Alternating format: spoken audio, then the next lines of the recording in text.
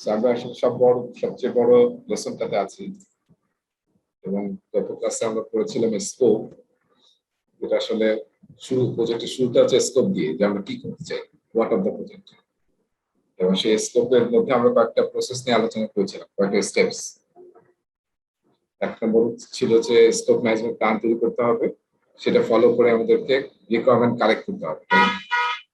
Requirement collect করার পরে আমাদেরকে স্কোপকে ডিফাইন করতে হবে, তারপরে সেটার এগেইনস্টে আমাদেরকে ডাব্লিউবিএস তৈরি করতে হবে। ডাব্লিউবিএস কে ব্রেকডাউন করে আমরা ওয়ার্ক প্যাকেজ তৈরি করি, তাই না? এটা ছিল লাস্ট প্রসেস। তারপর আসলে আমরা কন্ট্রোল শিট স্কোপ করব এবং রেজা ভাই একটু সাউন্ডটা আপনার গতবারের থেকে অনেক লো মনে হচ্ছে। সাউন্ডটা যদি বাড়াই মনে হচ্ছে কিনা সাউন্ড বাড়ানো আছে। তবে ভাইয়া স্ক্রাম বুকটা অনেক ভালো। স্ক্রাম বুকটা দেখলাম যে আপনার ফর্মগুলো দেখলে পড়া অনেকখানি হয়ে যায়। যদিও বইয়ের অনেক পেজ দেখে ভয় করতেছে, 300 পেজ 200 পেজ এক একটা, কিন্তু স্ক্রাম বুকটা মানে খুব হ্যান্ডি, মানে বোঝা যায় তখন যে আসলে এটার সাথে ওটা রিলেট করলে পড়াটা হয়ে যায়।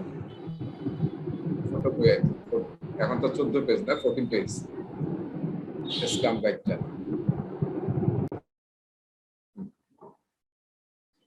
আচ্ছা, স্ক্রাম গাইডটা খুব ছোট একটা স্ট্যান্ডার্ড আর কি স্ক্রামের জন্য। সিম্পলিসিটির কারণে আসলে স্ক্রাম সবচেয়ে বেশি ইউজ হয়। 80% অর্গানাইজেশন স্ক্রাম ইউজ করে। এখন এখন স্যার শোনা যাচ্ছে? না ভাইয়া, আগের মতোই আছে, মানে অত ভালো হচ্ছে না, মানে হ্যাঁ, সাউন্ডটা একটু লোই মনে হচ্ছে। সাউন্ড কি বাড়াবো?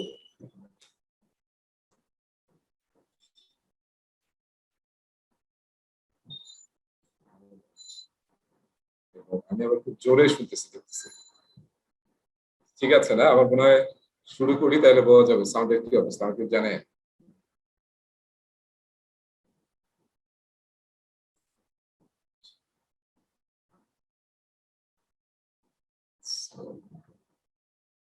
দেখেন, আজকে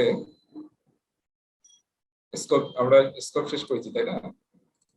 দেখা যাচ্ছে আমার স্লাইড দেখা যাচ্ছে, প্ল্যান এন্ড ম্যানেজ শিডিউল। জি ভাইয়া, দেখা যায়। হ্যাঁ, টপিক সি। সো এটাও মানে second longest chapter, second longest chapter. এবং এই চ্যাপ্টারটা আসলে খুবই অ্যালাইন আছে আপনার ইয়ার সাথে, পিএমবকের চ্যাপ্টার 6 এর সাথে। পিএমবকের চ্যাপ্টার আছে প্রজেক্ট শিডিউল ম্যানেজমেন্ট, তো ওখানকারই আলোচনাগুলো এখানে আছে আসলে। সো এখানে যা আছে এটাই যথেষ্ট, কারণ এখানে অনেক ডিটেল আছে। আমার পিএমবকে যাওয়ার দরকার নেই। তারপরে যদি মনে হয় পড়লে কনফিডেন্স পাবেন, ভালো লাগবে, তাহলে করতে পারেন।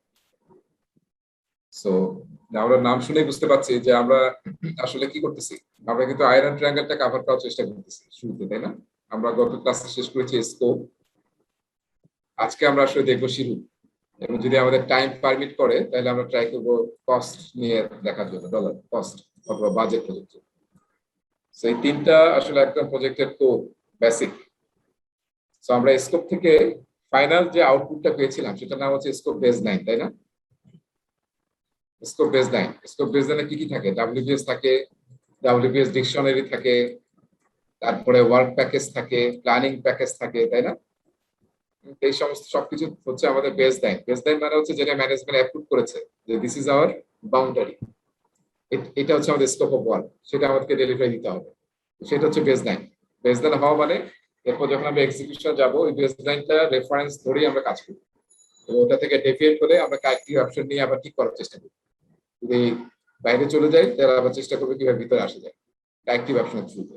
আর যদি আসলে চেঞ্জ লাগে কোনো স্কোপের, তাহলে আমরা খেয়াল করতেছি যে আয়রন ট্রায়াঙ্গেলে কিন্তু একটা সাইডে বা একটা বাহুতে আর্মে যদি কোনো চেঞ্জ হয়, তার ইফেক্ট কিন্তু বাকি দুইটা তো পড়বে।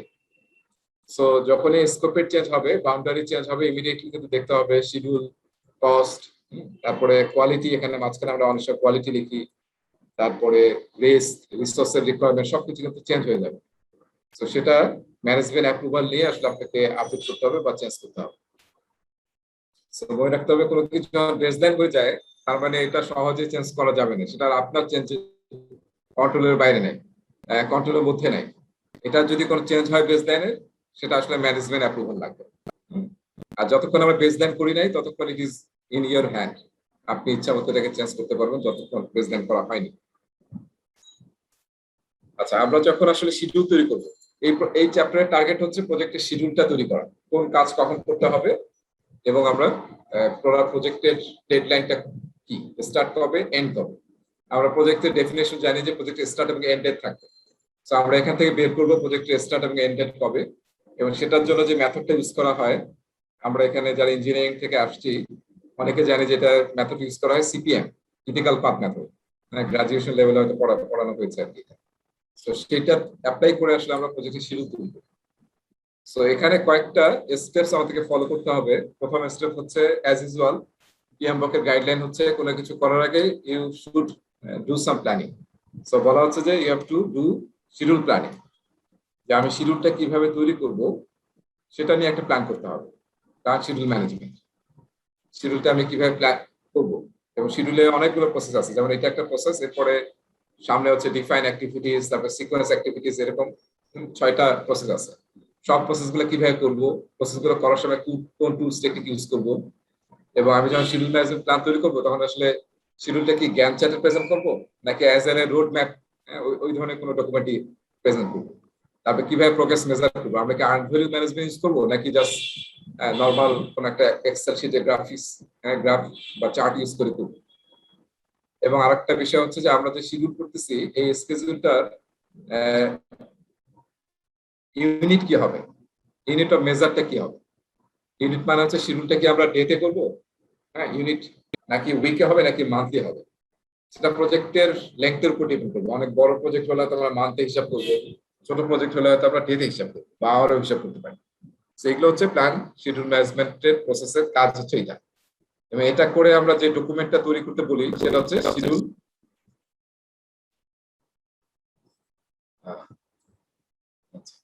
সেটা হচ্ছে স্কেডিউল ম্যানেজমেন্ট প্ল্যান। ঠিক আছে, তো এখানে সব প্ল্যানিংটা বলা থাকে। এখন এই প্ল্যানটা যখন তৈরি হয়ে যাবে এরপরের কাজ হচ্ছে সেটা ফলো করে ডিফাইন অ্যাক্টিভিটিস করা। ডিফাইন অ্যাক্টিভিটিস এর মানে কি, এটার মেইন টুল হচ্ছে ডিকম্পোজ করা। মনে আছে ডিকম্পোজ মানে কি?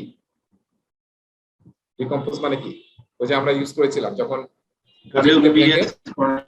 রাইট, যেমন ব্রেকডাউন করেছি। সিমিলারলি এখন আমরা কি করতেছি, এখন আমরা করবো আসলে ওয়ার্ক প্যাকেজকে ভেঙে আমরা তৈরি করবো হচ্ছে অ্যাক্টিভিটিস, লিস্ট অফ অ্যাক্টিভিটিস, প্রতিটা ওয়ার্ক প্যাকেজকে ভেঙে।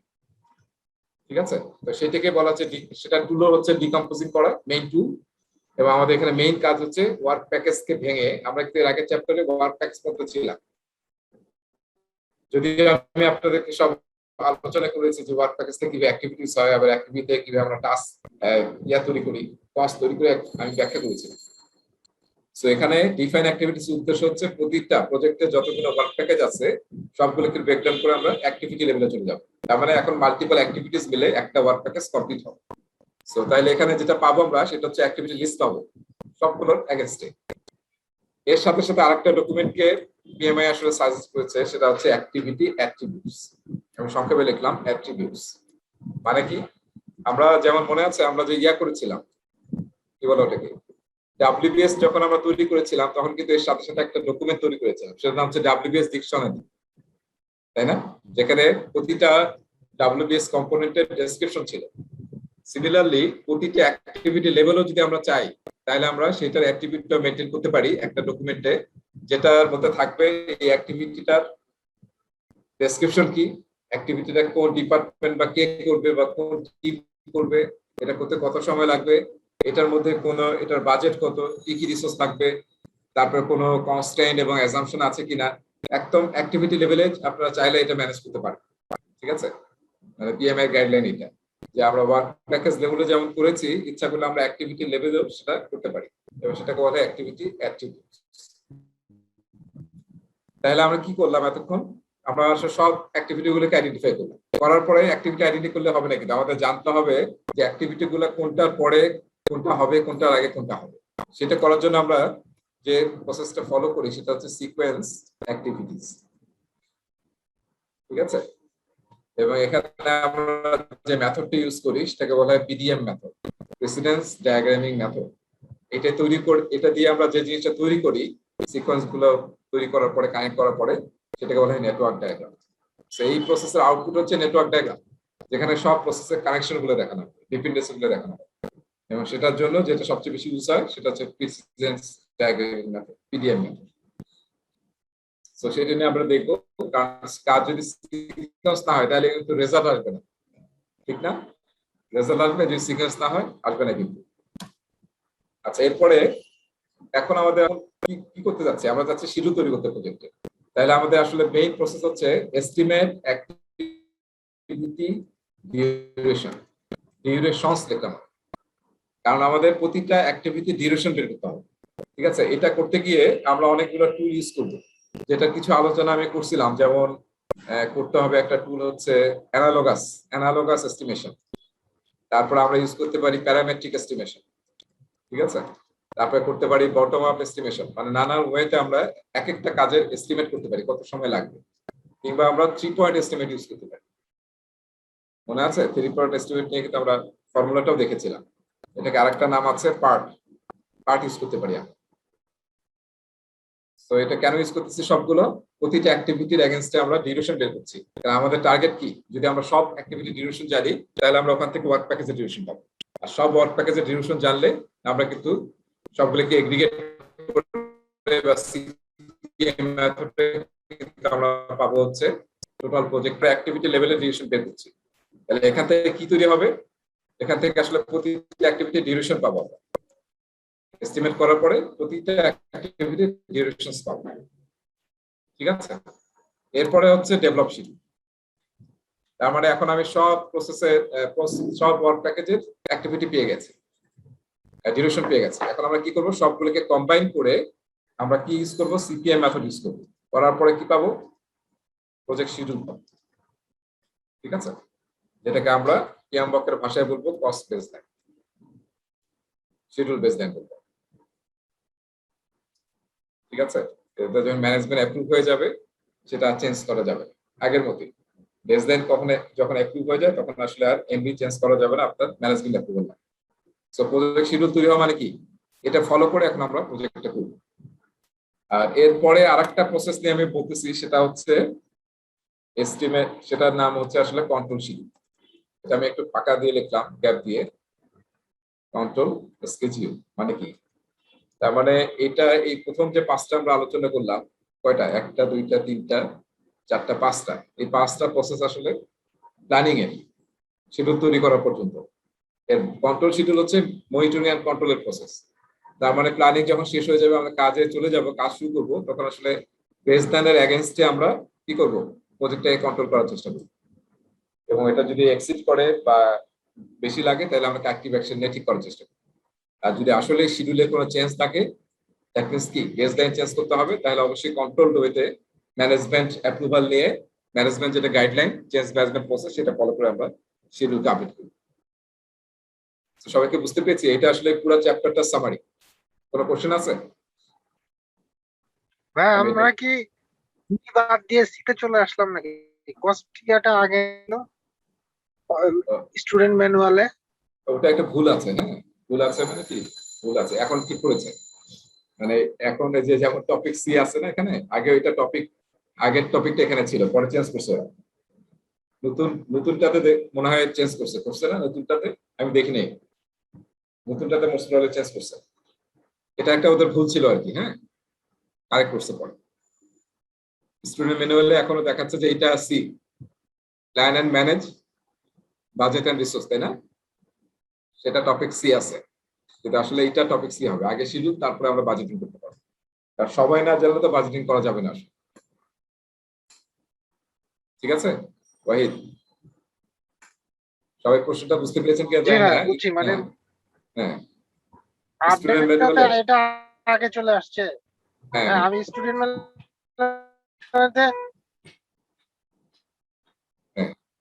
ঠিক আছে, বুঝতে পেরেছি। বিতে ছিল হচ্ছে ঠিক আছে, ওরা যখন ভুল করেছিল তখন আসলে আমি আগে এটা পড়াতাম, তারপর ওইটা পড়াতাম, নাহলে তো আসলে মিনিংফুল হয় না। আচ্ছা ঠিক আছে, তাহলে তো আসেন আমরা শুরু করি।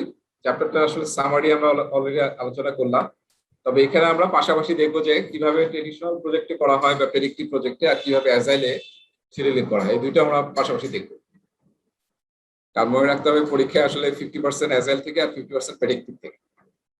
তো অ্যাজাইল আসলে আমাদের জানতে হবে, হ্যাঁ অ্যাজাইল জানতে হবে, সেই জন্য আসলে অ্যাজাইলকে ইনকর্পোরেট করা হয়েছে, কারণ পুরো ওয়ার্ল্ড আসলে অ্যাজাইলিটির দিকে মুভ করছে।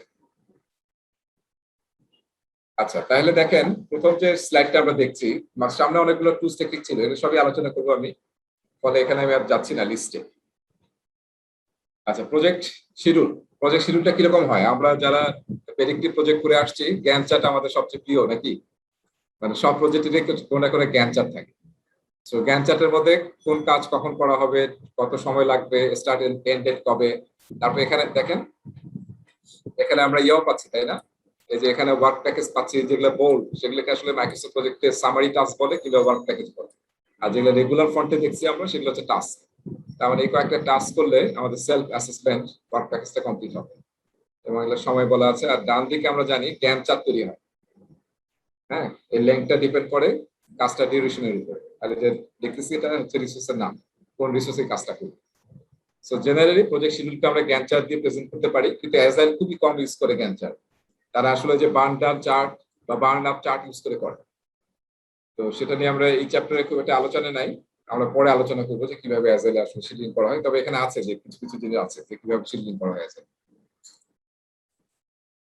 আচ্ছা সো প্রথমে আমরা একটা টেকনিক নিয়ে কথা বলতেছি, আসলে দুইটা টেকনিক নিয়ে বলতেছি, একটা হচ্ছে বেঞ্চমার্কিং, একটা হচ্ছে হিস্টোরিক্যাল ডেটা। আমরা যখন আসলে প্রজেক্টের শিডিউল করি, প্রজেক্টের শিডিউল যখন এস্টিমেট করি, মানে প্রতিটা অ্যাক্টিভিটি এস্টিমেট জানতে হয় আমাদের কত সময় লাগবে, তখন আমরা ফ্রিকোয়েন্টলি যে জিনিসটা ইউজ করি সেটা হচ্ছে এক নম্বর হচ্ছে হিস্টোরিক্যাল ডেটা ইউজ করি। আগে যদি আমরা কোনো প্রজেক্ট করে থাকি, সিমিলার কাইন্ড অফ প্রজেক্টস যার মধ্যে এরকম একটা কাজ ছিল, আপনি আগে একটা বাড়ি বানিয়েছেন, সেখানে আর্কিটেকচার ডিজাইন করতে 3 মাস সময় লাগে, তাহলে আপনি বুঝতেছেন যে এই সেম একটা বাড়ি বা তার চেয়ে হয়তো দ্বিগুণ সাইজের বাড়ি বানাচ্ছেন, তাহলে হয়তো আপনার 1.5 গুণ সময় লাগতে পারে। তো এটা হচ্ছে হিস্টোরিক্যাল ডেটাকে ইউজ করে আমরা এস্টিমেট করি। একটা হচ্ছে বেঞ্চমার্ক, মানে কোথাও স্ট্যান্ডার্ড বলা আছে যে এটা এই কাজটা করতে, ফাউন্ডেশন করতে এত সময় লাগে, এটা হচ্ছে স্ট্যান্ডার্ড, পাইলিং করতে এত সময় লাগে স্ট্যান্ডার্ড।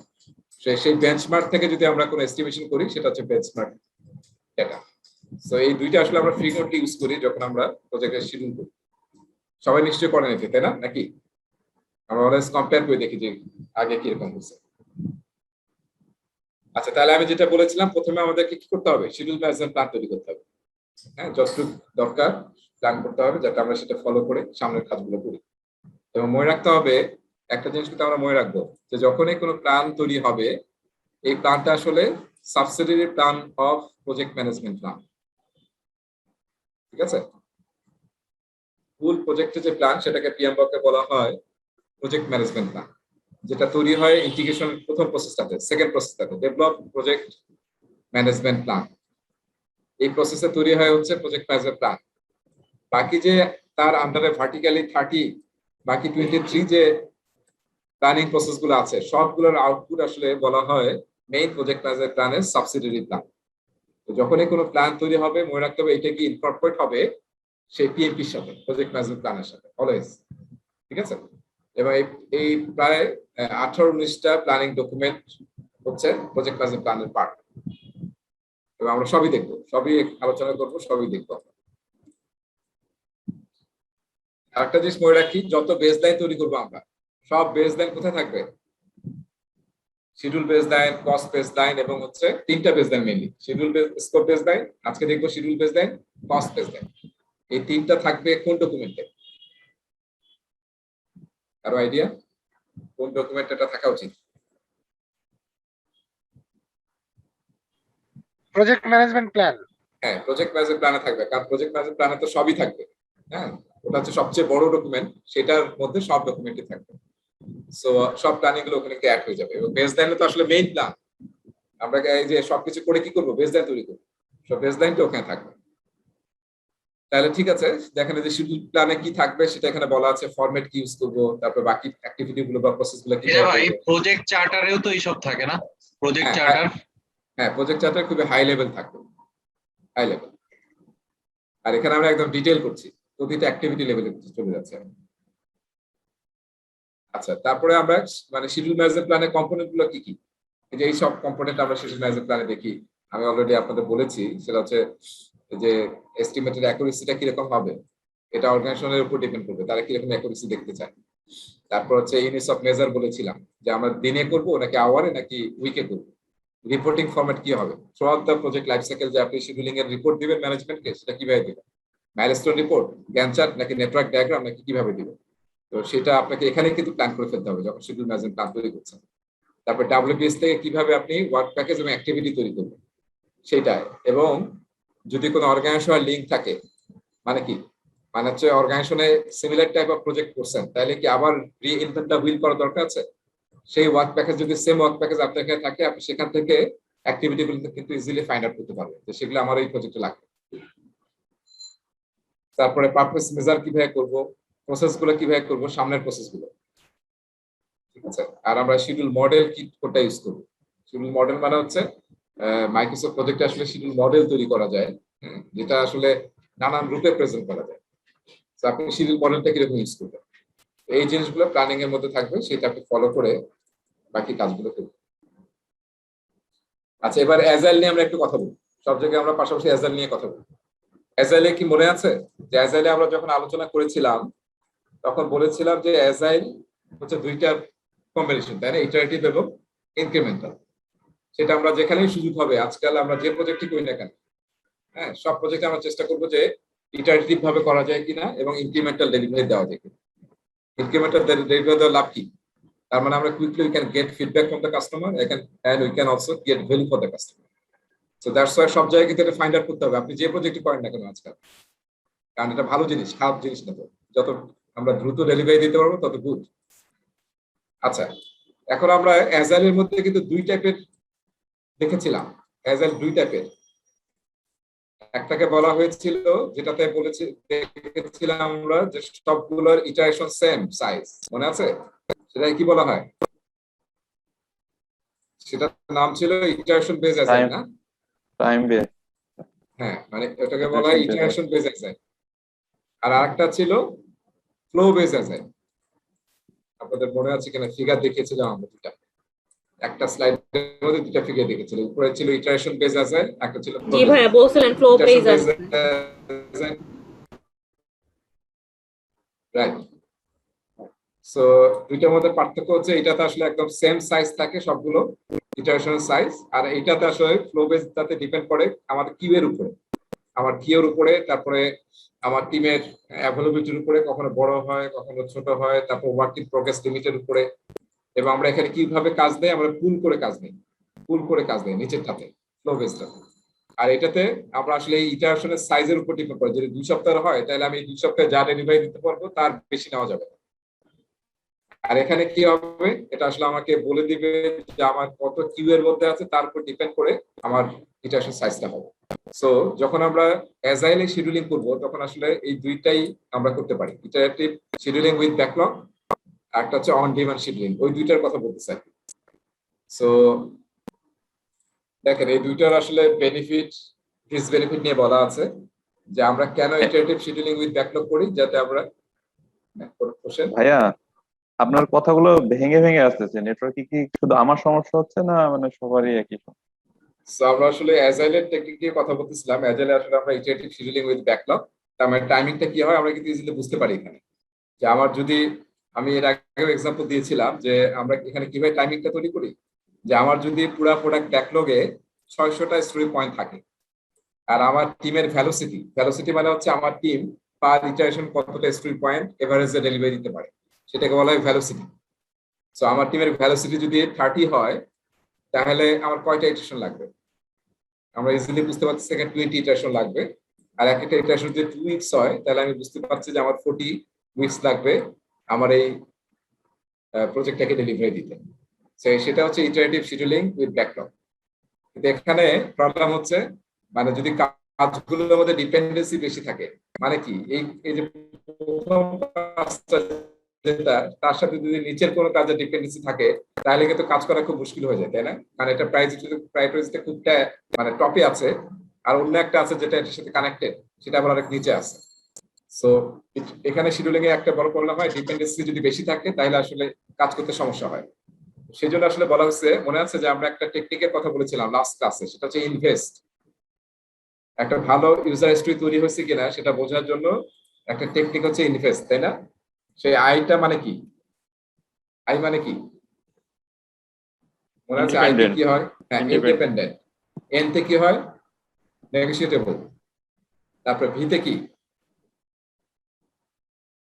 সবাই একবার Feasible. বলি তাহলে মনে থাকবে, কারণ Feasible. এটা পরীক্ষা আসে। হ্যাঁ, ভিতে হচ্ছে ভ্যালুয়েবল, ভ্যালুয়েবল হতে হবে। তারপর ইতে স্টোরিটা যাতে এস্টিমেবল হয়, ঠিক আছে? আর এস মানে স্মল হয়। আর টিতে কি? টি টাইম বেস ভাইয়া, টাইম। না, টাইম না, Testable ভাই, টেস্ট টেস্টেবল। টেস্টেবল, টেস্ট যাতে করা যায়, করে বলা যায় যে হ্যাঁ এটা তৈরি হয়েছে। সো এই 6টা কিন্তু ক্রাইটেরিয়া মিট করতে হবে যদি একটা ভালো আপনি ইউজার স্টোরি ডিফাইন করতে চান। আপনার স্টোরিটা কত ভালো সেটা ডিপেন্ড করবে ইনভেস্টের উপরে। সব আলটিমেটলি ইউজ করে। তো এই যে এখানে মানে ইন্ডিপেন্ডেন্ট হতে হবে, মানে কি ডিপেন্ডেন্সি যত কম থাকবে তত বেটার আপনি এই শিডিউলিং গুলো করতে পারবেন। তাহলে দেখা যাবে যে একটার সাথে আরেকটা লেজুর থাকলে ঝামেলা হবে। থাকবে ডিপেন্ডেন্সি থাকবে, কিন্তু যত কমানো যায়, যত ইন্ডিপেন্ডেন্ট করা যায় সেটা আসলে বেটার হবে। সো সেই কথাগুলো এখানে বলা আছে যে ইটারেটিভ শিডিউলিং আমরা কি করি? আমরা রোলিং ওয়েভ ইউজ করি, তাই না? আমরা ধীরে ধীরে ডিটেল ডাউন করি। একটা ইটারেশন যেটা করি সেটা একদম স্মলার চলে যায়, প্রগ্রেসিভলি এলাবোরেট করে।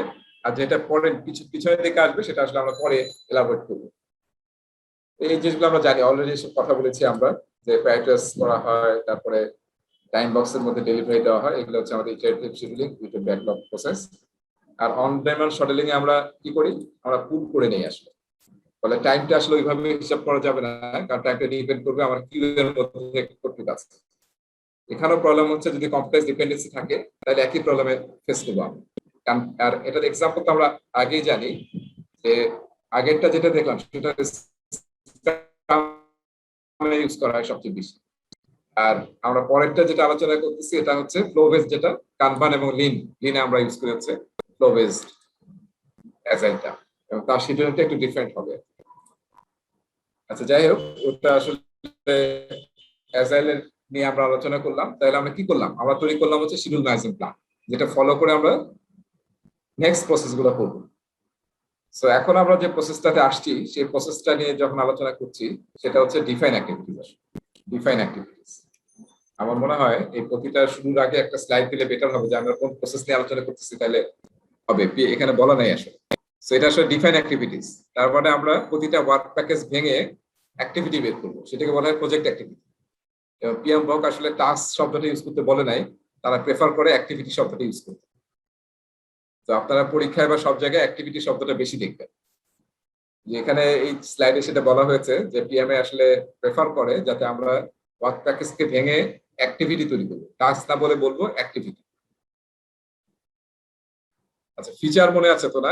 এজাইল থেকে কনসেপ্ট আসছে, সব জায়গায় ইউজ হয় ফিচার। তার মানে হচ্ছে মানে কিছু ক্যাপাবিলিটি, তাই না? কয়েকটা রিকোয়ারমেন্ট বলে একটা ফিচার তৈরি হয়, যেটা কাস্টমার ইউজ করতে পারবে। কোন একটা অবজেক্টিভ বা প্রয়োজন মিট, সেটাকে আমরা বলি ফিচার। কয়েকটা রিকোয়ারমেন্ট মিলে একটা ফিচার হয়। আর অ্যাজাইলের যদি ডেফিনেশন বলি কি হয়? কয়েকটা ইউজার স্টোরি মিলে একটা ফিচার তৈরি হয়। আর কয়েকটা ফিচার মিলে কি হয় মনে আছে? ওই যে আমরা ব্রেকডাউন করেছিলাম অ্যাজাইলে, ফিচার, তারপর ইউজার স্টোরি, ইউজার স্টোরি নিচে কি থাকে? টাস্ক। আর ফিচারের উপরে কি থাকে কারো মনে আছে? এই যে এপিক থাকে, বড় চাঙ্ক অফ ফিচার্স, অনেক বড়। হ্যাঁ, ফিচার ডেলিভারি, এপিক ডেলিভারি দিতে দেখা যাবে কয়েকটা ইটারেশন লাগবে।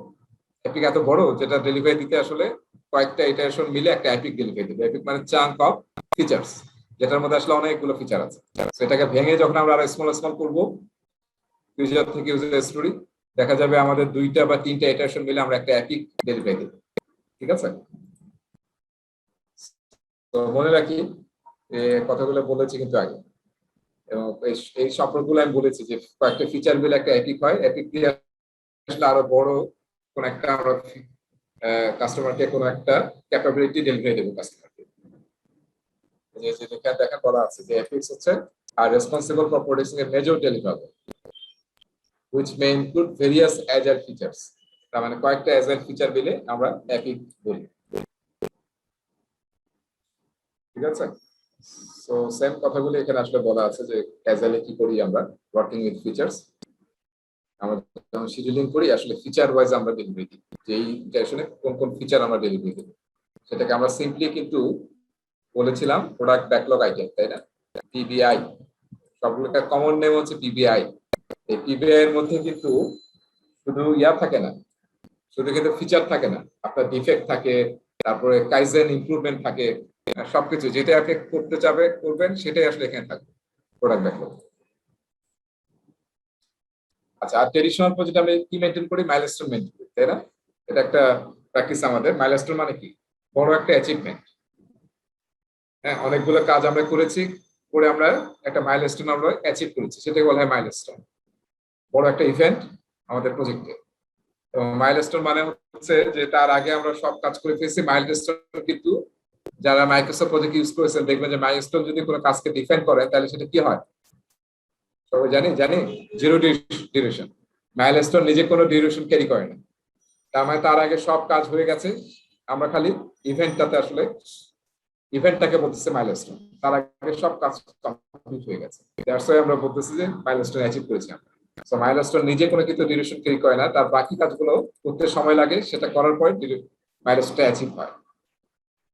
সো মাইলস্টোনটা আমরা কেন ইউজ করি, এই যে রাস্তার মধ্যে দেখানো হয়েছে মাইলস্টোন, দেখেছেন না রাস্তায় 1 কিলোমিটার পার হলে একটা মাইলস্টোন দেখা যায়, আবার 1.5 কিলোমিটার পার হলে মাইলস্টোন দেখা যায়। তার মানে কি, এর মধ্যে পুরো কিলোমিটার কিন্তু আমরা পার হয়ে গেছি, তারপর মাইলস্টোনটা পাচ্ছি। আমরা যত টপ ম্যানেজমেন্টে যাব, ম্যানেজমেন্ট কি হয়, ডেটা নিয়ে কনসার্ন নাকি তারা রিপোর্ট নিয়ে কনসার্ন?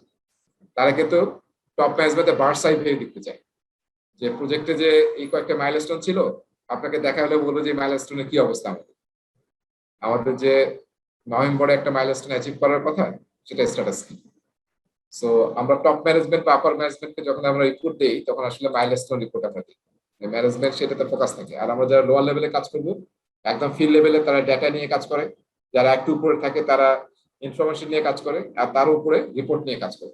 আর ম্যানেজমেন্ট আরো আসলে সামারি রিপোর্ট চায়, তো সেই জায়গায় মাইলস্টোন ইউজ করা যায়। এবং আপনি মাইক্রোসফট প্রজেক্ট দিয়েও মাইলস্টোন চার্ট বা মাইলস্টোন রিপোর্ট তৈরি করতে পারবেন। তাইলে এটা কি প্রসেস আলোচনা করলাম, তার মানে এখানে কি করতে হবে দেখেন, সব ওয়ার্ক প্যাকেজকে ভেঙে আমরা প্রজেক্ট অ্যাক্টিভিটিস তৈরি করলাম, এবং তখন আমরা শিডিউল ম্যানেজমেন্ট প্ল্যানটা ফলো করব, গাইডলাইন, এই জন্য রিভিউ বলা হয়েছে। এই কয়েকটাকে পিএম বকের ভাষায় বলা হয় আইটিটিও, এই পুরাটাই আইটিটিও। এবং এই কয়েকটা হচ্ছে ইনপুটস, এই যে প্রথম 4টা। হ্যাঁ, স্কোপ বেস দেন আসলে মেইন, কারণ আমরা ডাব্লিউবিএস এর লোয়েস্ট লেভেল হচ্ছে ওয়ার্ক প্যাকেজ, সেটাকে ভাঙবো এখানে, ভেঙে প্রজেক্ট অ্যাক্টিভিটিস তৈরি করবো। এইটা আসলে মেইন কি, আমাদের মেইন ইনপুট। আর অর্গানাইজেশনাল, এই দুইটাকে অলওয়েজ কনসিডার করতে হবে, এটা কিন্তু বারবার বলে আসতেছি। যে কোনো কাজ করেন প্রজেক্টের, এন্টারপ্রাইজ এনভায়রনমেন্টাল ফ্যাক্টর এবং অর্গানাইজেশনাল প্রসেস অ্যাসেট, সেটা অবশ্যই কনসাল্ট করতে হবে, এক্সপ্লোর করতে হবে, সেটার কোনো গাইডলাইন আছে কিনা দেখতে হবে। আচ্ছা, এরপরে আমি বলেছি যে টুলটা ইউজ করতে পারা হয় সেটা কি, ডিকম্পোজ।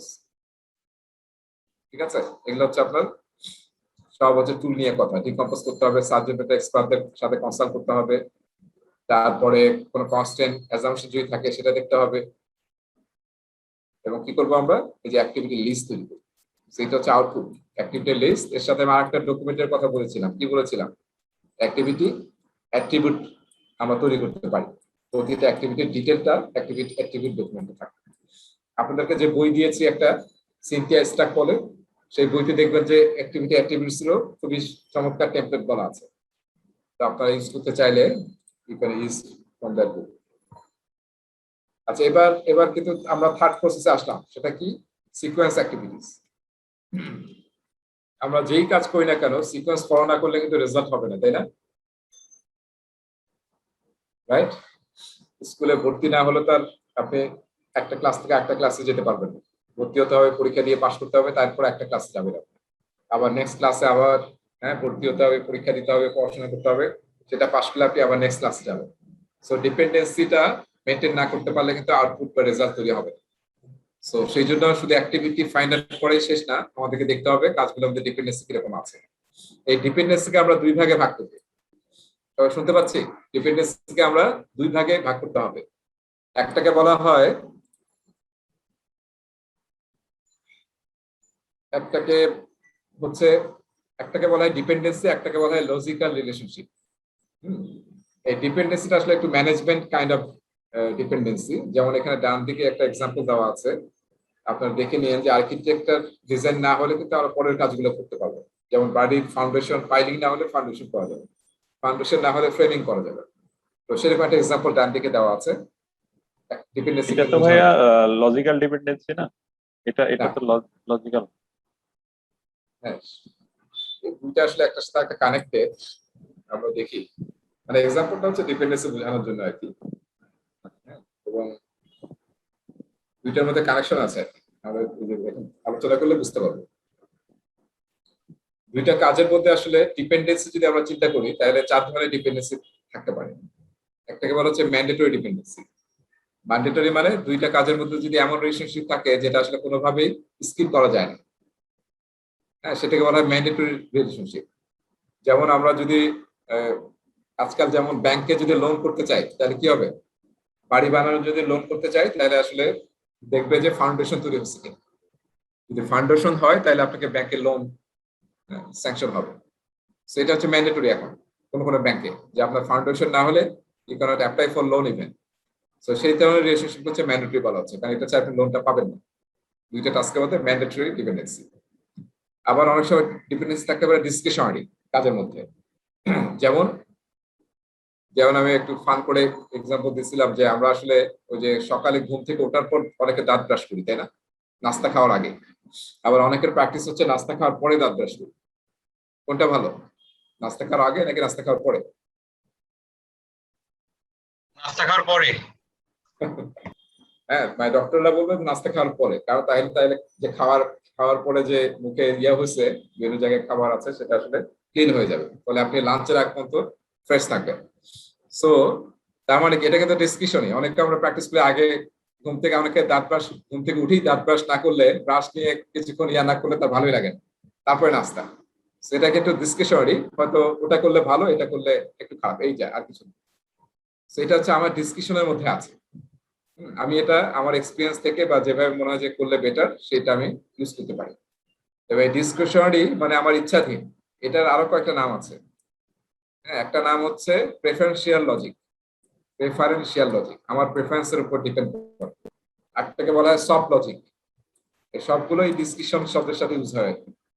আর ম্যান্ডেটরি রিলেশনশিপটা অনেক সময় বলা হয় হার্ড লজিক, মানে এখানে ব্রেক দ্য লজিক, সেটা আপনাকে ফলো করতেই হবে, হার্ড লজিক। আচ্ছা, এরপরে আরেকটা আমরা দেখতেছি এক্সটার্নাল ডিপেন্ডেন্সি কাজের মধ্যে। তার মানে কি, যে আমার প্রজেক্টের ভিতরের না, এটা আসলে আমার প্রজেক্টের বাইরের কোনো নন প্রজেক্ট অ্যাক্টিভিটি। যেমন যদি যেমন লকডাউন, এটাকে আমার প্রজেক্টের কোনো অ্যাক্টিভিটি, কিন্তু যখন লকডাউন হবে তখন আমার প্রজেক্টের কাজে হ্যাম্পার হবে। তারপরে আবহাওয়া খারাপ, ঠিক আছে, বা কোভিড সিচুয়েশন, এই যে এক্সটার্নাল ফ্যাক্টরস গুলো, সেটার কারণে যে যদি ডিপেন্ডেন্সি থাকে আমার প্রজেক্টের কোনো কাজে, সেটাকে বলা হয় এক্সটার্নাল ডিপেন্ডেন্সি, যেটা আসলে টিমের কন্ট্রোলের বাইরে। আর ইন্টারনাল মানে আমার টিমের ভিতরের একটা টিমের সাথে আরেকটা টিমের ডিপেন্ডেন্সি, সেটাকে বলা হয় ইন্টারনাল ডিপেন্ডেন্সি। যেমন আপনার টিমের একটা টিমের কাজ হচ্ছে ডেটা সেন্টারে অপারেটিং সিস্টেম ইনস্টল করা সার্ভারে, আর আরেকটা টিমের কাজ হচ্ছে অপারেটিং সিস্টেম যখন ইনস্টল হয়ে যাবে তারপরে অ্যাপ্লিকেশনটা ইনস্টল করা, এটা অন্য একটা টিম, অ্যাপ টিম। আর এটা হচ্ছে সিস্টেম টিম। এখন যতক্ষণ সিস্টেম টিমের কাজ শেষ না হবে ততক্ষণ কিন্তু অ্যাপ টিম কাজ করতে পারবে। সো এটাকে বলা হয় ইন্টারনাল ডিপেন্ডেন্সি, ঠিক আছে। সো সবগুলো কিন্তু দেখা যায় কানেকশন আছে আর কি। হ্যাঁ, অনেক সময় এগুলোকে আরো সাব ভাগ করা হয়, যেমন mandatory external, mandatory internal, discretionary external, discretionary internal, এরকম বলা হয়। তো অত দূর যাওয়ার দরকার নেই, আমাদের মেইন হচ্ছে 4টা ডিপেন্ডেন্সি কাজগুলোর মধ্যে। এখন কেন আসলে আমাদের জানা দরকার এই ডিপেন্ডেন্সি গুলো? হ্যাঁ, তার মধ্যে দেখেন যে অনেক সময় আমরা যখন শিডিউলিং তৈরি করবো, শিডিউলিং করার পর আপনার ধরেন প্রজেক্ট করতে সময় লাগবে 6 মাস। ম্যানেজমেন্টের কাছে যখন নিয়ে যাবেন যে আমার প্রজেক্টটা করতে 6 মাস লাগবে, বেশিরভাগ ম্যানেজমেন্ট কি বলে, আরে এটা কি 6 মাসের প্রজেক্ট নাকি, এটা তো 3 মাসের বেশি লাগবে, যাও এটা 4 মাসের মধ্যে শিডিউলটা চেঞ্জ করে নিয়ে আসো। এই যে একটা প্রেশার হয়, এখন আপনি কিভাবে করবেন? অনেক সময় আসলে আমাদের লাগতেও পারে যে আমাদের শিডিউলটাকে কম্প্রেস করতে হবে ডেডলাইন মিট করার জন্য। এই শব্দটাকে বলা হয় কম্প্রেস করা, ঠিক আছে। আমরা পরে পড়বো যে শিডিউল কম্প্রেশন কিভাবে করতে হবে। সো মানে স্কুইজ করতে হবে শিডিউলটাকে। তাহলে কিভাবে করবেন? ম্যান্ডেটরি কাজে কিন্তু আমরা কোনোভাবেই কম্প্রেস করা যাবে না, কারণ ওটা তো একদম সিকোয়েন্স ফলো করতেই হবে, ওটা না হলে পয়েন্টটা করা যাবে না। তখন আমরা কোনটা ইউজ করব? আমরা মেইনলি দেখবো ডিসক্রিপশনারি কাজগুলো কোন কোনটা কাজ, সেই কাজগুলোকে আমরা ইজিলি কম্প্রেস করতে পারি, কারণ এটার মধ্যে রিলেশনশিপটা আমাদের প্রেফারেন্সের উপর ডিপেন্ড করেছে এবং আমরা আসলে ইচ্ছা করলে চেঞ্জ করতে পারি সিকোয়েন্সগুলো। দ্যাটস ওয়াই আসলে এই জিনিসগুলো আমাদের জানা দরকার এবং এটার ডিপেন্ডেন্সি গুলোকে মানে আপনি যখন কাজ করবেন শিডিউল তৈরি করবেন তখন এগুলোকে কাউন্ট করতে হবে। আচ্ছা, এরপরে আমরা যে লজিক্যাল রিলেশনশিপ নিয়ে আলোচনা করব সেটা হচ্ছে লজিক্যাল রিলেশনশিপ হচ্ছে মেইনলি আমরা যে টেকনিকটা ইউজ করি সেটাকে বলা হয় পিডিএম, প্রিসিডেন্স ডায়াগ্রামিং মেথড। আমরা যখন নেটওয়ার্ক ডায়াগ্রাম তৈরি করি তখন আসলে প্রিডেসেসর দেখে দেখে আমরা নেটওয়ার্ক ডায়াগ্রাম তৈরি করি। হ্যাঁ, প্রিডেসেসর এবং সাকসেসর, মেইনলি প্রিডেসেসর দেখে দেখে। মানে কি, এই যে দুইটা কাজ এ এবং বি, এটা হচ্ছে এ আর এটা হচ্ছে বি, এবং আমি যদি এটা তীর চিহ্ন দিয়ে দেখাই তাহলে এটা হচ্ছে রিলেশনশিপ বোঝা হচ্ছে অ্যারো দিয়ে। প্রিসিডেন্স ডায়াগ্রাম মেথডের যে প্রেজেন্টেশন গ্রাফিক্যাল, সেখানে টাস্কটাকে দেখানো হয় রেক্টেঙ্গল দিয়ে, আর টাস্কের মাঝখানে রাখা হয় হচ্ছে টাস্কের নেমটা, ঠিক আছে? আর এই যে তীর চিহ্ন যেটা অ্যারো, সেটা আসলে রিলেশনশিপ বোঝাচ্ছে, ডিরেকশন অফ রিলেশনশিপ। তো এখানে কি দেখছি আমরা, এটা হচ্ছে সাকসেসর, এ এর সাকসেসর হচ্ছে বি আর বি এর প্রিডিসেসর হচ্ছে এ, রাইট? সো নেটওয়ার্ক ডায়াগ্রামে কিন্তু দুইটা টাস্কের মধ্যে আমরা প্রিডিসেসর এবং সাকসেসর এবং প্রিডিসেসর দেখে দেখে কিন্তু আমরা নেটওয়ার্ক ডায়াগ্রাম তৈরি করতে পারি। যারা করেছেন তারা নিশ্চয়ই জানেন যে আমরা যে কোনো একটা টেবিলে দেওয়া থাকে যে এটা হচ্ছে অ্যাক্টিভিটি লিস্ট, তারপরে প্রিডিসেসর কোন অ্যাক্টিভিটিটা এর প্রিডিসেসর হবে এটা দেওয়া থাকে এবং ডিউরেশন কত। এই তিনটা ইনফরমেশন পাইলেই কিন্তু আপনি নেটওয়ার্ক ডায়াগ্রাম তৈরি করতে পারেন, রাইট? প্রিডিসেসর দেখে দেখে আপনি বসালেই এবং কানেক্ট করলে আপনি নেটওয়ার্ক ডায়াগ্রাম পেয়ে যাবেন। সো সেই মেথডটাকে বলা হয় পিডিএম মেথড এবং সেখানে প্রিডিসেসর এবং সাকসেসর থাকে। এখন এই চারটা রিলেশনশিপ আমরা দেখি, প্রিসিডেন্স রিলেশনশিপ। সেই চারটা হচ্ছে, প্রথমটা যেটা সবচেয়ে বেশি ইউজ হয় জেনারেল, সেটা হচ্ছে ফিনিশ টু স্টার্ট। তার মানে কি, এখানে দুইটা টাস্ক দেখতে পাচ্ছি আমরা, অ্যাক্টিভিটি এ এবং অ্যাক্টিভিটি বি। এটা কোনটা? এখানে সাকসেসর কোনটা? বি হচ্ছে সাকসেসর, এটা হচ্ছে প্রিডেসেসর। এটাতে কি বোঝাচ্ছে যে অ্যাক্টিভিটি বি আমি শুরু করতে পারবো না যতক্ষণ অ্যাক্টিভিটি বি শেষ হয়নি, ঠিক আছে? তারপরে সাকসেসর অ্যাক্টিভিটি, হ্যাঁ, predecessor activity must finish before activity B or successor activity can start. তো এটা হচ্ছে সবচেয়ে জেনারেল প্র্যাকটিস। এটা আসলে কি বোঝাচ্ছে, আসলে সিরিয়ালি করতেছি আমরা কাজটা, তাই না? একটা শেষ হলে আরেকটা করছি, সেটা হচ্ছে সবচেয়ে কমন প্র্যাকটিস। এরপরে 2 নম্বরটা দেখেন, 2 নম্বরটা হচ্ছে স্টার্ট টু স্টার্ট। তার মানে আমি যখন প্রিডেসেসর কাজ শুরু করব at the same time successor কাজ শুরু করতে হবে, সেটা হচ্ছে স্টার্ট টু স্টার্ট রিলেশনশিপ। প্রজেক্টে এরকম অনেক কাজ থাকে, তাই না? একই সাথে কয়েকটা কাজ আমাদেরকে শুরু করতে হয়, তো সেটা হচ্ছে স্টার্ট টু স্টার্ট রিলেশনশিপ। তার মানে কি, এখানে ধরেন এটা করতে 5 দিন লাগবে আর এটা করতে 5 দিন লাগবে, তাহলে এই কাজ যদি রিলেশনশিপ এটা হয় তাহলে কয়দিন লাগবে পুরো দুইটা কাজ করতে? 10 দিন। 10 দিন লাগবে।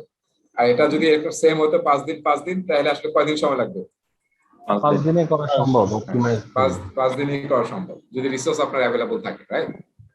সো তার মানে কিছু আমরা প্যারালালি কাজগুলো করছি কিছু সময়, বা এখানে পুরাটা সময় যেভাবে দেখানো হচ্ছে, এটা অন্যরকম ফিগার হতে পারতো যে এরকম কিছু দিন পরে হয়তো শুরু হলো, এরকম হতে পারতো। তখন আবার আসলে আমরা বলবো স্টার্ট টু স্টার্ট প্লাস, সেটা পরে আসতেছি। সে দুইটা কাজ একই সাথে আমাদের শুরু করতে হবে।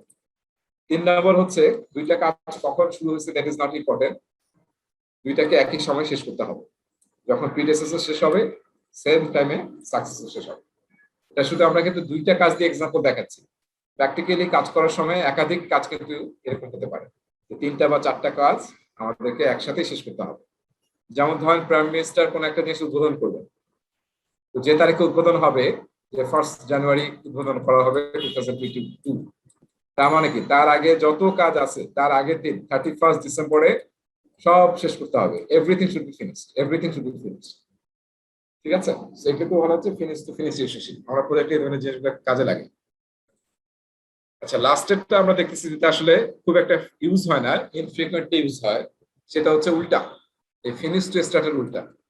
তার মানে কি বলছে যে আপনার এই যে পরের কাজটা, সাকসেসর কাজটা ততক্ষণ শেষ হবে না যতক্ষণ আসলে প্রিডিসেসর কাজটা শুরু হয় নাই। হ্যাঁ, তো এটা একটু ইন্টারেস্টিং রিলেশনশিপ, এটা কিন্তু অনেক সময় লাগে। তার মানে হচ্ছে ধরেন কোন একটা জায়গায় পাহাড়া আছে না, যে আমরা যে সিকিউরিটি গার্ড দেয়, 2টার সময় সিকিউরিটি গার্ড চেঞ্জ হয়ে যাবে 2টার সময়। এখন আমরা যদি এখানে এই রিলেশনশিপটা ইউজ করতাম ফিনিশ টু স্টার্ট, তার মানে কি হতো, 2টা যখন বেজে যেত তখন কিন্তু তার কাজ শেষ। হ্যাঁ, ইমিডিয়েটলি কিন্তু নেক্সট যারা আসবে তাদের কাজ নেওয়ার কথা। এখন ধরেন 2টা বাজে, এরা কেউ আসে নাই যারা এই কাজটা রেসপন্সিবিলিটি নিবে, তাহলে কি হবে, আমার কিন্তু এই ধরনের রিলেশনশিপ বলে কাজ শেষ, আমি চলে যাব। কিন্তু এইটা যদি হয় তাহলে কি হবে, তার মানে আমি কিন্তু চলে যেতে পারবো না। হ্যাঁ, যতক্ষণ আমার অন্য টিম এসে আমার কাজটা দায়িত্ব নেয়। যখন পরের সিকিউরিটি গার্ড এসে দায়িত্ব নিবে তখনই আসলে আমি কাজটা শেষ করতে পারবো। তার মানে এই কাজটা আসলে যদিও দেখাচ্ছে যে সাকসেস, তার মানে কাজটা আসলে অনেক আগে শুরু হয়েছে। ঠিক আছে, সকাল 8টা থেকে আসলে শুরু হয়ে গেছে, 2টায় শেষ হবে। হ্যাঁ, রিলেশনশিপটা বলছে যে নেক্সট যখন আসবে টিম, তারা যতক্ষণ আসলে এটা শুরু না করবে ততক্ষণ আসলে আগের টিমটা ফিনিশ করে কাজটা যেতে পারবে। এবং যদি 30 মিনিট লেট হয়, এটা কিন্তু এক্সপ্যান্ড হতে থাকবে, আদারওয়াইজ সিকিউরিটি হোল গ্যাপ তৈরি হবে। ঠিক আছে, তো এই ধরনের যে ঘটনাগুলো ঘটে সেটিকে আসলে আমরা বলি হচ্ছে স্টার্ট টু ফিনিশ। তো সেটা এই কন্ট্রোলটা এস্টাবলিশ করার জন্য, যাতে আসলে এরকম কোনো প্রবলেম ক্রিয়েট না হয়।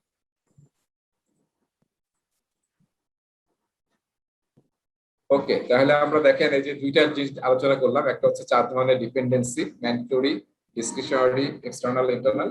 আর একটা হচ্ছে লজিক্যাল রিলেশনশিপ, যেটা আমরা বললাম ফিনিশ টু স্টার্ট, তারপরে স্টার্ট টু ফিনিশ, তারপরে স্টার্ট টু স্টার্ট এবং ফিনিশ টু ফিনিশ। এই কয়েকটা ইউজ করে আমরা কি করব, নেটওয়ার্ক ডায়াগ্রাম তৈরি করব, সিকোয়েন্স তৈরি করব।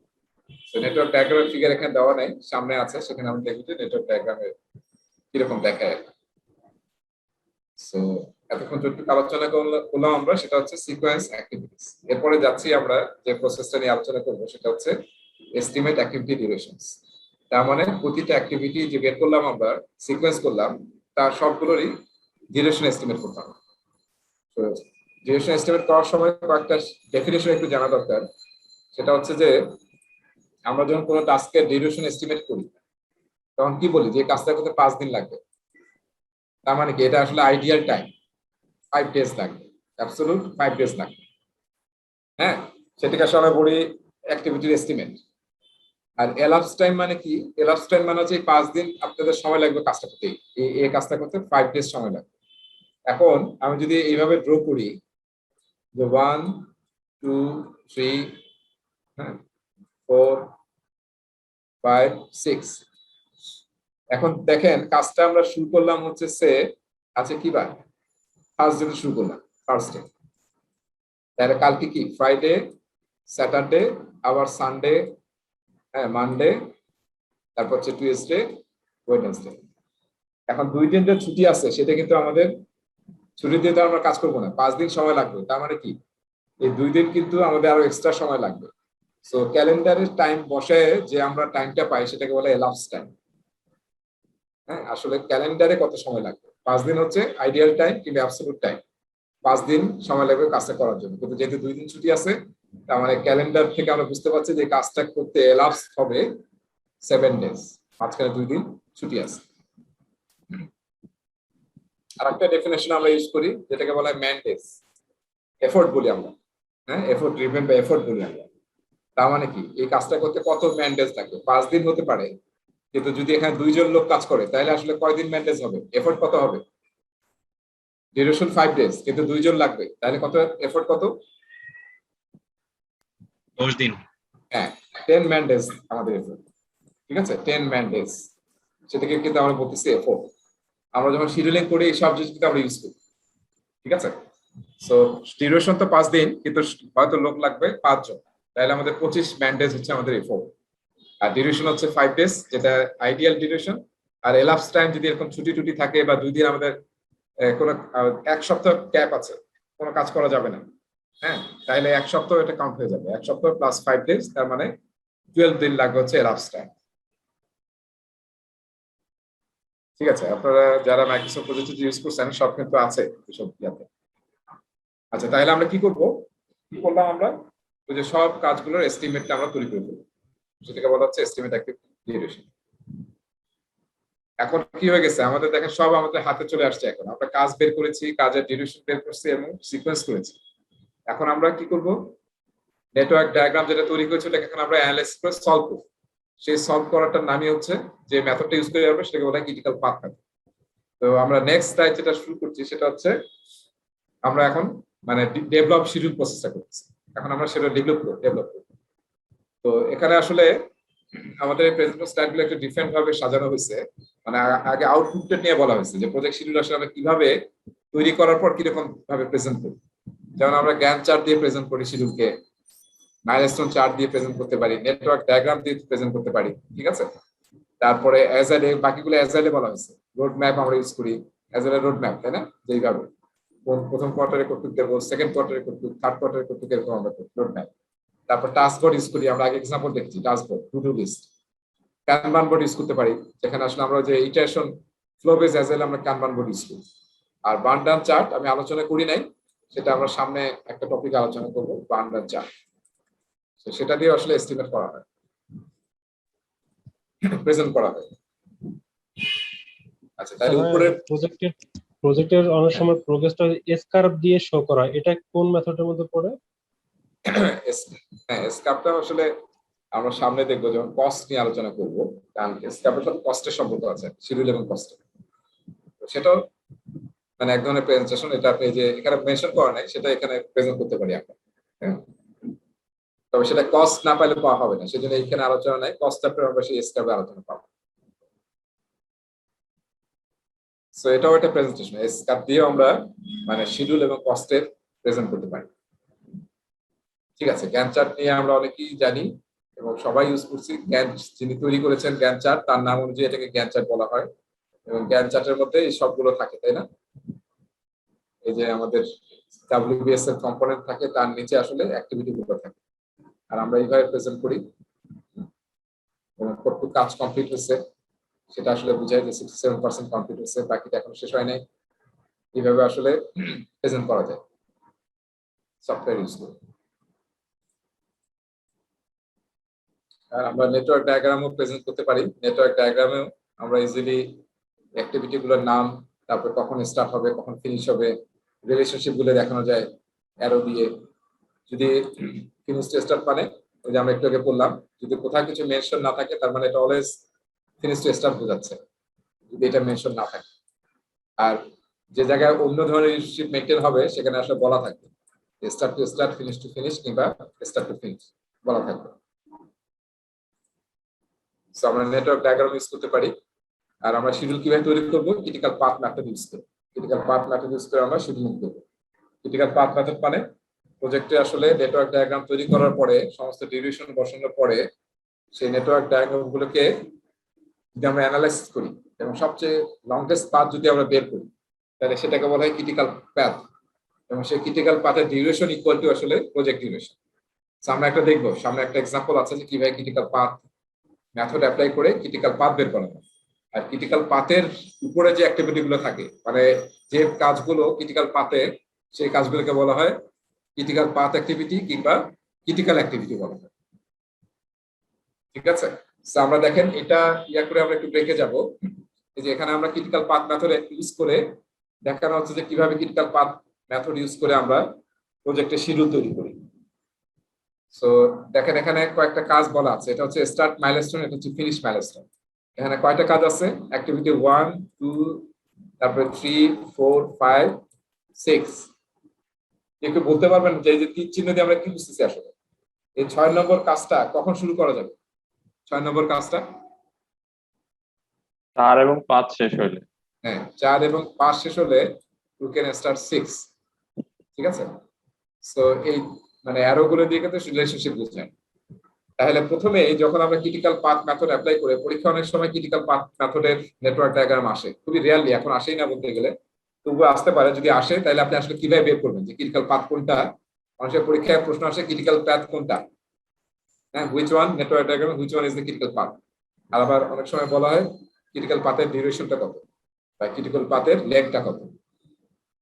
আর মনে রাখতে হবে ক্রিটিক্যাল পাথের যে ডিউরেশন সেটি আসলে প্রজেক্টের ডিউরেশন।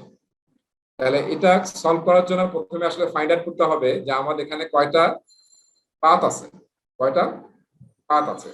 তাহলে এখানে কয়টা পাথ আছে? পাথ মানে হচ্ছে আপনি স্টার্ট থেকে এন্ড পর্যন্ত কন্টিনিউয়াসলি যে মানে শেষ পর্যন্ত যেতে পারবেন উইদাউট এনি ব্রেক, সেটাকে বলা হয় পাথ।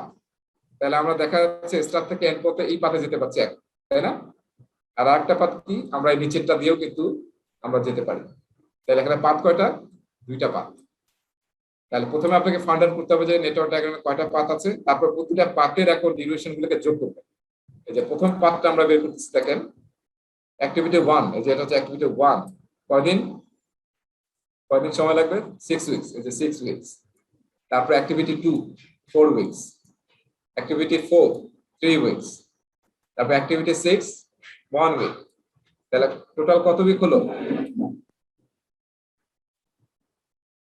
হ্যাঁ, যোগ করলে 14 উইকস পেলাম। এবার আসি পরের পাতে আসি। পরের পাতে দেখছি যে 6 সপ্তাহ, তারপরে 5 উইকস 4 উইকস 1 উইকস। তাহলে সব যোগ করলে আমরা পাচ্ছি হচ্ছে 16 উইকস। তার মানে পাথ ছিল দুইটা, এর মধ্যে সবচেয়ে লংগেস্ট পাথ কোনটা? নিচেরটা। এই নিচের পাথটাকে বলা হয় critical path. Longest path of the network diagram, that is actually known as critical path. এই যে ইয়েলো কালার দিয়ে দেখানো হয়েছে, দেখেন। So this is our critical path. তবে ক্রিটিক্যাল পাথের So, critical- অ্যাকচুয়ালি যে আমি যে ক্রিটিক্যাল পাথে আমি দেখলাম যে লংগেস্ট ক্রিটিক্যাল পাথ 16 উইকস। তাহলে মানে এটার আসলে উদ্দেশ্যটা কি? এই পাথটা বের করার উদ্দেশ্যটা কি? তার মানে আমি কি হ্যাঁ, অ্যাক্টিভিটি 2 পাথটা 4 বের এটা করার ফলো উদ্দেশ্য করব না? মানে অবশ্যই করবেন। কত সময় লাগবে সব কাজগুলো করতে কত সময় লাগবে? প্রজেক্ট আমাদের ডিউরেশন। প্রজেক্টে ধরেন ম্যাক্সিমাম ডিউরেশনটা বের করার হচ্ছে আমার উদ্দেশ্য নাকি ভাইয়া? হ্যাঁ, ম্যাক্সিমাম বের করাই ওটি আসলে প্রজেক্ট শিডিউল, কারণ এর মধ্যে বাকি কাজগুলো তো হয়ে যাবে, এগুলো তো প্যারালালি আছে। লংগেস্ট পাথ যদি আপনি বলেন যে এইটার প্রজেক্টের ডিউরেশন, এর মধ্যে তো অলরেডি বাকি কাজগুলো এর মধ্যেই আছে আসলে। সেই জন্য লংগেস্ট পাথের ডিউরেশনটাই হচ্ছে আমার প্রজেক্ট ডিউরেশন। ঠিক আছে? So, এখানে সেই জন্য আসলে লংগেস্ট পাথে বের করা হয়। ইলাপস টাইম যেটা বললেন সেইটা না না না, না, এখানে ইলাস্ট্রেন্স কনসিডার করা হয়নি, এখানে জাস্ট আমরা মানে এখানে করেন নাই, কিন্তু বাস্তবে করার সময় কি ইলাপস টাইম সহ করতে হবে নাকি? নিশ্চয়ই হ্যাঁ, হ্যাঁ অবশ্যই ইলাপস টাইমটা তাহলে সহ যে করতে হবে। তাহলে ওই অ্যাক্টিভিটি ডিউরেশনের মধ্যে চলে যাবে, মানে ডিউরেশনের সাথে যোগ হয়ে ওই টাইমটা অ্যাকচুয়াল টাইমটা কাউন্ট হবে, তাই তো? হ্যাঁ হ্যাঁ কাউন্ট হবে, এবং ওটি আসলে সবচেয়ে লংগেস্ট পাথ হবে। এখান থেকে তো আমরা অপটিমাম পাথটাও সিলেক্ট করতে পারবো। মানে অপটিমাম পাথ মানে একটাতে লাগতেছে 14 উইকস, একটাতে লাগতেছে 16 উইকস। হ্যাঁ, আমি যদি এখানে যেহেতু ওটা 14 উইকস আর এটা 16 উইকস, হুম, এখন এটার মনে করেন আমার 14 উইকসটার সময় লাগতেছে কম, প্রজেক্ট ডিউরেশন কম। নো নো আর নো, 16 তাহলে তো অনেক কাজই তো হবে। তাহলে তো ওই বাকি কাজগুলো হবে না। 16 উইকের ভিতরে সব কাজ হয়ে যাওয়ার কথা। 16 উইকে 16 উইকের ভিতরে বাকি কাজগুলো আছে ইনক্লুডেড, প্যারালালি চলবে। এই পাতে গেলে তো আপনার 14 দিন, তাহলে আরো যে দুই উইকস লাগবে, সেই 2 উইকস তো এই কাজের মধ্যে লাগবে। এই যে এই কাজে 1 উইক আর এই কাজে আর 1 উইক, তাহলে এই কাজগুলো কিভাবে করবো? শেষ হবে না। ঠিক আছে? তাহলে ভাইয়া একটা প্রজেক্টের ক্রিটিক্যাল পাথ একটাই? হ্যাঁ, এটা সবাই নাকি- বলেন দেখি, ক্রিটিক্যাল পাথ কয়টা থাকতে পারে একটা প্রজেক্টে? একটাই থাকবে ভাইয়া, কারণ প্রজেক্ট ডিউরেশনটা তো ম্যাক্সিমাম ডিউরেশন, যেহেতু ক্রিটিক্যাল পাথ একটাই হবে। আর মাল্টিপল পাথ এবারে যদি ভাইয়া- হয় সেম ডিউরেশনের, সেই ক্ষেত্রে মাল্টিপল ক্রিটিক্যাল পাথ হতে পারে, কিন্তু অ্যাকচুয়ালি আউটপুট একটাই আসবে, সিঙ্গেল আউটপুট। হ্যাঁ, সবাই বুঝতে ভাইয়া পেরেছি? এটার তো একটা ফর্মুলাও আছে বের করার, ক্রিটিক্যাল পথ কি জানি হ্যাঁ, একটা হ্যাঁ। ম্যাথমেটিক্যাল ফর্মুলা আছে। হ্যাঁ হ্যাঁ আছে, সেটা দেখাবো, সেটাও আছে সামনে। আর্লি স্টার্ট আর্লি ফিনিশ, এই যে এগুলা দেখতেছেন না, আর্লি স্টার্ট আর্লি ফিনিশ। আর একটা ইউজ, এটা একটা ওয়ে যেটাতে আসলে খুব সহজে আমরা যোগ করে বের করতে পারি, সিম্পলেস্ট ওয়ে। যদি আপনি ক্রিটিক্যাল পাথ বের করতে বলে, হ্যাঁ, এবং যদি আপনাকে এই finish early start early finish এসে বলা না থাকে, তাহলে আপনি অলওয়েজ যোগ করে যেটা সবচেয়ে লংগেস্ট পাথ সেটা আপনি বের করবেন, বলবেন যে ক্রিটিক্যাল পাথ। আর যদি এসব দেওয়া থাকে, তাহলে আসলে আপনার তখন আসলে আরো একটু জটিল ফর্মুলা আছে, যেটা আমরা ক্লাস ব্রেকের পরে দেখবো, সেটা ইউজ করে আমরা বের করতে পারি। সো ক্রিটিক্যাল পাথ বই রাখি, ক্রিটিক্যাল পাথ কিন্তু একাধিক হতে পারে নেটওয়ার্ক ডায়াগ্রামে। কারণ কি, যদি 16 আরো একটা পাথ ছিট থাকতো যেটাও 16, আর একটা পাথ থাকতো সেটাও 16, তাহলে কিন্তু সবচেয়ে হাইয়েস্ট যে পাথটা সেটা হচ্ছে ক্রিটিক্যাল পাথ। তার মানে 3টা পাথে কিন্তু ক্রিটিক্যাল হতো। তো ক্রিটিক্যাল পাথ প্রজেক্টে একাধিক থাকতে পারে, কিন্তু that is not good actually. কারণ কি, যত বেশি পাথ থাকবে তার মানে কি, ক্রিটিক্যাল পাথ মানে কি আসলে আসল কনসেপ্টটা একটু বোঝা দরকার। ক্রিটিক্যাল পাথে যদি কোনো কাজ একদিনও ডিলে হয়, তাহলে প্রজেক্টের ডেডলাইন কি মিট করতে পারবো? একদিন পিছিয়ে যাবে। ডেডলাইন ফেল করবে একদিনও বেশি হইলে। একদিন কিন্তু বেশি হয়ে যাবে, এক্সিড করে যাবে, তাহলে কিন্তু আমরা প্রজেক্টের ডেডলাইন মিট করতে পারবো না। সেই জন্য ক্রিটিক্যাল পাথ জানাটা এত ইম্পর্টেন্ট। সবচেয়ে লংগেস্ট পাথ, এর চেয়ে বেশি যদি এই পাথে যে কাজগুলো আছে একটাও যদি ডিলে হয়, তাহলে কিন্তু 16 উইকসে শেষ না হয়ে দেখা যাবে আরো একদিন বা 2 দিন সময় বেশি লাগবে। তার মানে ডেডলাইন কিন্তু এক্সিড হয়ে যাবে। আর এই পাথে দেখেন, এই পাথে যদি 1 সপ্তাহ বা 2 সপ্তাহ যদি লেট করি, কোনো সমস্যা আছে? কোনো সমস্যা নাই, কারণ আমাদের 16 উইক মতো টাইম আছে। এটাকে বলা হয় ফ্লোট। আমরা ব্রেকের পরে এসে ফ্লোট নিয়ে আলোচনা করব যে ফ্লোট কাকে বলে। ঠিক আছে? সো আসলে খুব জটিল ভাবে না দেখি, খুবই সিম্পল জিনিস আর কি। আমরা এসে বাকি অংশটা আলোচনা করতেছি আবার। সো আমরা 5 মিনিটসে ব্রেকে যাচ্ছি। হ্যাঁ, কি অবস্থা, সবাই জয়েন করেছি? ইয়েস। ইয়েস। আচ্ছা দেখেন, আমরা একটা ভিডিও দেখি, তাহলে আসলে আমার মনে হয় অনেক কনফিউশন দূর হবে আর কি। এটা খুব জটিল ভাবে নেওয়ার দরকার নেই, খুবই সহজ জিনিস আর কি। ভিডিওটা দেখি। হ্যাঁ, আমি একটা সাউন্ড শেয়ার করছি। ক্রিটিক্যাল পাথের উপরে একটা পিএমআর ভিডিও আছে, let's see. Welcome to the Project Management Institute's Spotlight series. In this presentation, the spotlight is focused on working with the critical path. You're managing a project that has a firm deadline for completion. Emily, one of your team members, reports that a project task she has been assigned will actually take 2 weeks to complete, rather than the 1 week estimated in the project plan. Does this mean you're in danger of not meeting the project deadline? The answer depends on whether or not Emily's task lies on the project's critical path. Monitoring and controlling a project's critical path is essential for successful project management. In this project, there are 3 paths. You can determine the critical path by adding up the individual durations of the tasks in each path. The chain of tasks with the longest duration is called the critical path. The total duration of the tasks on the first path is 18 days. The total for the second path is 24 days. The total for the third path is 12 days. Since the second path has the longest duration, it is the critical path. The critical path is critical because it determines the planned duration of the project. In this case, the project is supposed to take 24 days. The difference between the project's duration and a path's duration is called the float or slack. So the first path has a float of 6 days, and the third path has a float of 12 days. The second path, the critical path, has a float of 0 days. If a task on the first path or third path takes a couple of days longer than planned, it won't affect the project finish date.